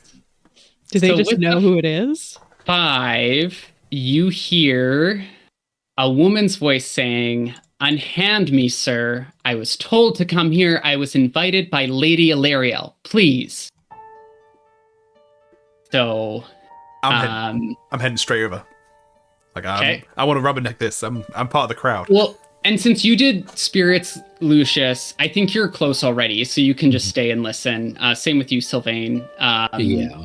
I guess only Eliane, since you rolled wits, and Jenna, since you rolled wits, you will probably have to move closer Yeah. to hear more. She will. And Jenna, I think you just noted that there's a commotion. You didn't hear what was said, Sure. if that makes sense. I'll probably slowly go over towards the door, not like suddenly, right? But it's just Yeah. like there's a commotion. I'm not like super close, but I'm closer. How about that? Okay. Yeah. And- And I'll just like, get closer discreetly but quickly. Mhm. Okay. So as you approach, again, Sylvain and Lucius, I think, hear this all clearly because they lucked out that they were close by. Eliane and Jenna, you'll kind of like fade in, so you might not catch the first bit, but you'll get the gist. But this is the conversation. And if anyone wants to intervene at any point, you can feel free if you're so obliged. The guard at the door is saying, you can see there's 2 guards at the door who have kind of been posted, and then a third person who some of you might recognize as the captain. I think the captain introduced himself to Eliane and Sylvain on their arrival. So he's kind of approaching as well. And it seems like this woman is kind of trying to force her way in almost. Like she's, and they're kind of needing to be a little like, whoa, like you need to stay out. And one of them is saying, Lady Elariel died 2 years ago, and we've no need of your type of services here, miss. Now, please move along.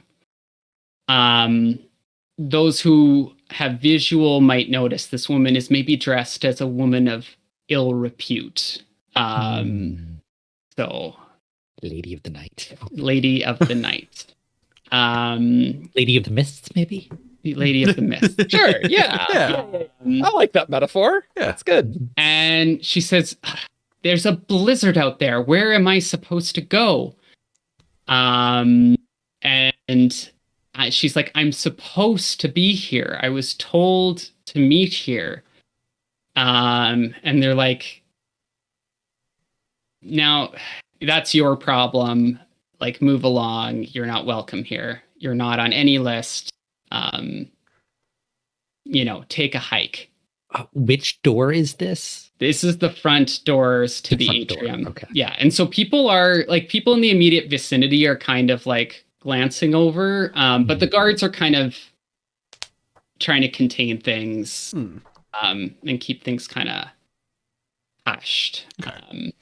So it's not like a crowd has gathered. It's just like No. people are starting to take note that something's going on. It's kind of like, oh, like that's awkward, and like how embarrassing. They're just having people turn up. You might hear people being like, oh, man, Lakeside is really going downhill these days. Like, the rabble will just like Rich show folk. up out of nowhere. That's exactly what Lucius is saying. He's literally that's word for word. Poor person. You're probably So saying the- that to Sylvain because Yeah. you're probably close to each. Yeah. We're probably in conversation near the store, and it's like Sylvain's just like, Lakeside. I can't believe it. Am I right? Am I right? The woman will say, no, you don't understand. I'm very important. And they're kind of like, sure you are. Like, get going. And she's like, no. My daughter is a queen, and she's going to rule over all of you one day. And then you'll be sorry for treating me this way. And she's kind of getting like very upset and incensed. And they say, well, get your royal daughter to get you a flying carriage and fly home then. You're not welcome here, miss. And then Mavis steps out of the crowd and steps forward and says, come on, Yunan. We can't leave this poor woman to freeze. She's obviously confused.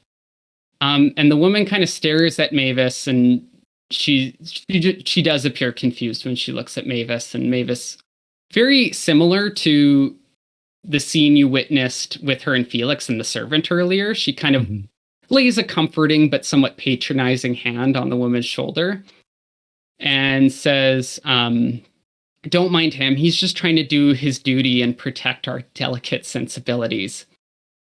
The captain interjects and says, Lady Mavis, your lord uncle specifically instructed us to turn away potential disruptions.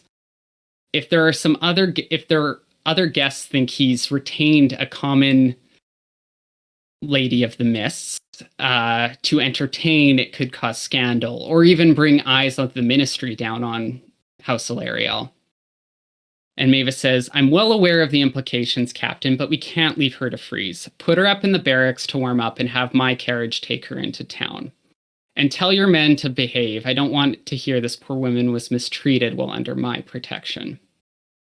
The captain sighs and says, very well, Lady Mavis, but the weather is turning. There's a chance your carriage could be stuck in town and not return. Mavis kind of waves a hand. She's like, it's fine. It's just a carriage. And then we'll say, and then they're kind of going to lead the woman away unless... I want to make a roll because you said the Lady of the Mists like was confused when Mavis came up.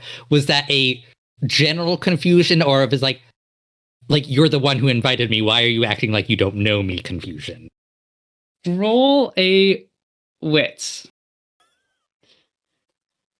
You're gonna get one of these, Ian.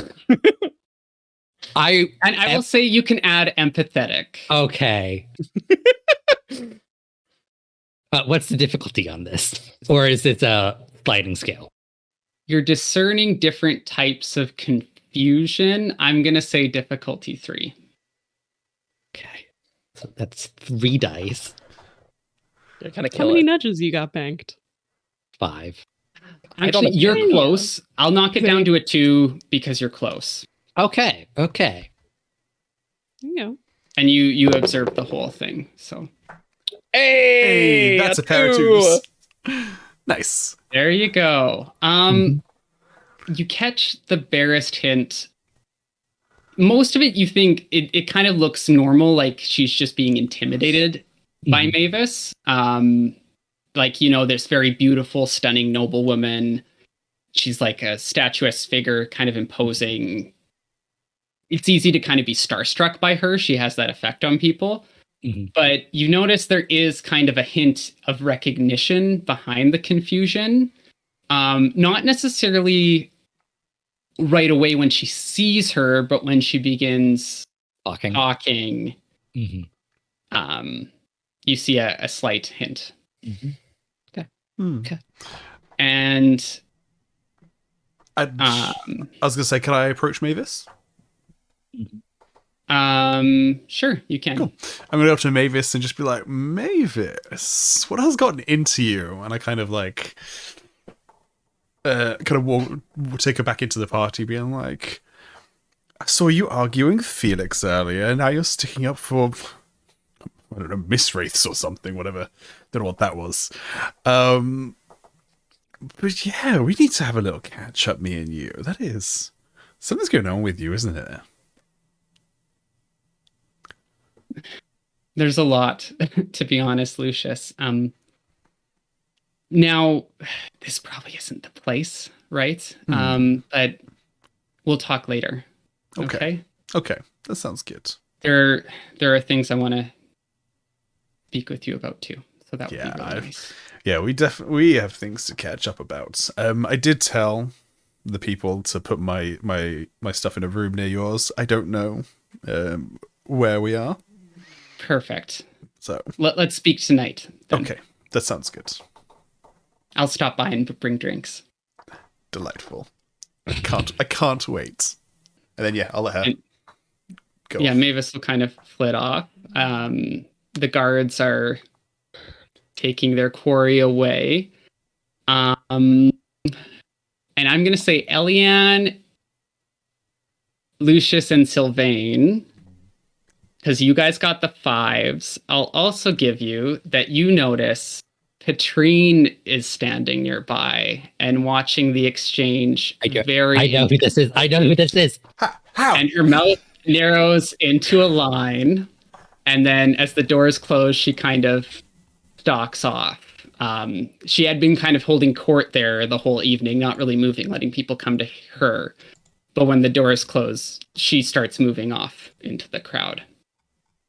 I don't know who this is. What is going on? There's no way. Probably figure this out. There's no way this is Diana. There's no way. And then a few, I guess, is anyone doing anything in the immediate aftermath of that? Okay. Dier is drinking blissfully unaware. So things kind of continue on, but after, 10, 15 minutes later, guard comes up and makes an announcement and says, "Attention, everyone, I'm so sorry. The storm outside is rolling in and this blizzard is worsening. We're concerned if people wait any longer, the carriages will not be able to make it down the road back to Lakeside. So if you're not intending to stay the night, we'd advise you to leave now." So there's a couple people who start saying, "Oh, like, it's a shame I have to leave early." And like kind of a mass exodus, so to speak, of the assembled guests. You all have invitations to stay the night. So unless one of you wants to throw a real curveball, We're out. I'm done. I'm not doing the rest of this. I'm not having fun. I do have a question. Are my cousins leaving? they are not. Pen and Rianne. Excellent. Pen and Rianne are staying. Hell yeah. Yeah. What is Petrine? I don't notice Petrine leaving though. She's off somewhere else now, right? Petrine does. So after a minute, she does approach you and tell you that she's leaving. And then she just kind of looks you in the eyes and gives you a curious expression. And she'll kind of, in a rare show of affection, bring her hand kind of to your cheek a bit and say, "Be careful. Be good. Behave." I will be perfect, Mother. "I know you will." And she kind of smiles proudly and then heads for the exit.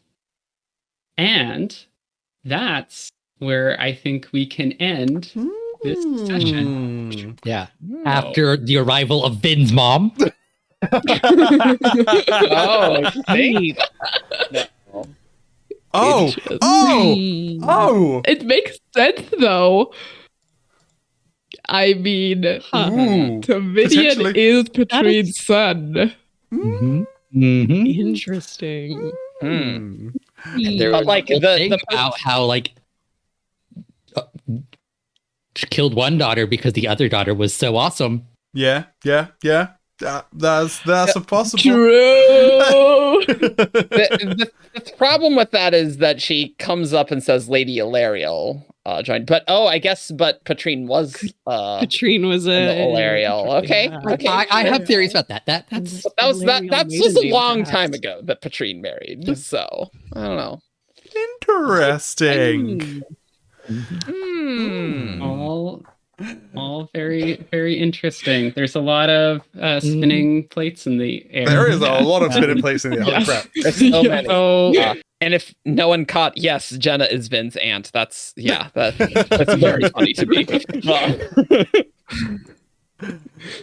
Excellent. Cool. Okay. I hope everyone enjoyed this first episode of Secrets of Stained Glass. I think we were going for a twofer.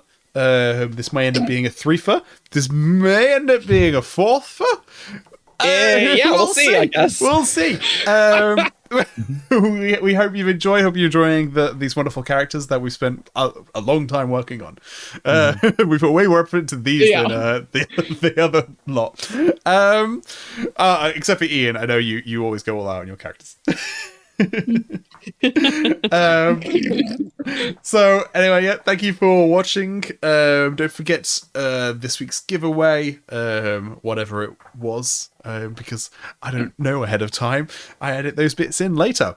So another thank you to Matt for running this game, and you can find us on 70shard.com for your news, theories, discussion, and fun. You can find us on Discord, Facebook, Twitter, SoundCloud, YouTube, and if you like our stuff, you can support us on Patreon.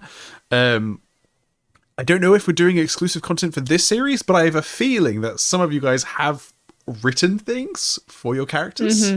And so, so we may start putting some of that stuff up on Patreon. And so, if you want us to support us and see all that stuff, give us a bit of cash. And Diceborn's on Anchor.fm, on Spotify, and other places. And so links in the description. Yes. we'll also likely, I think, be putting some of my notes on Patreon if we do something. Cool. So if you want to help following along on future episodes, check that out if you're a patron. And if you're not a patron, it's maybe some incentive. It might improve your watchability. Just $1 a month. Yeah. So It's a low bar. Yeah. There we have extensive background notes on. We have family trees. We have secret webs. We have maps. We have maps. Oh, we have like maps of this building. Like we're talking about the rooms. We know where these rooms are and how big they are. I don't think it matters, but it is fun. I'm really post on Patreon. Yeah, I'm really enjoying having a map. I'm like, oh yeah, you're going through the solar to the library. Okay, yeah. Yeah. Excellent. Cool. Yeah, so stay tuned for more and keep those dice rolling. Bye. Hi, everyone. This is Matt, your narrator. I'm still in disbelief that something I helped imagine has been brought to life in such an exquisite fashion. I have been truly humbled by the care, dedication, and talent that our team has brought to development, recording, and post-production. Diceborn Secrets in Stained Glass is a production of the 17th Shard set in the Mistborn setting by Brandon Sanderson. It uses the Mistborn adventure game rule set developed by Crafty Games, including a homebrew adaptation of playtest material from their upcoming nobility supplement, The Golden Mandate. Our story features performances by Ben as Lucius Ian as Sylvain Intro, Alyx as Dier Intro, Verónica as Eliane Intro, and Eric as Jenna Intro. The players also came up with a lot of backstory and were key in the development process for some of the writing and background on the project.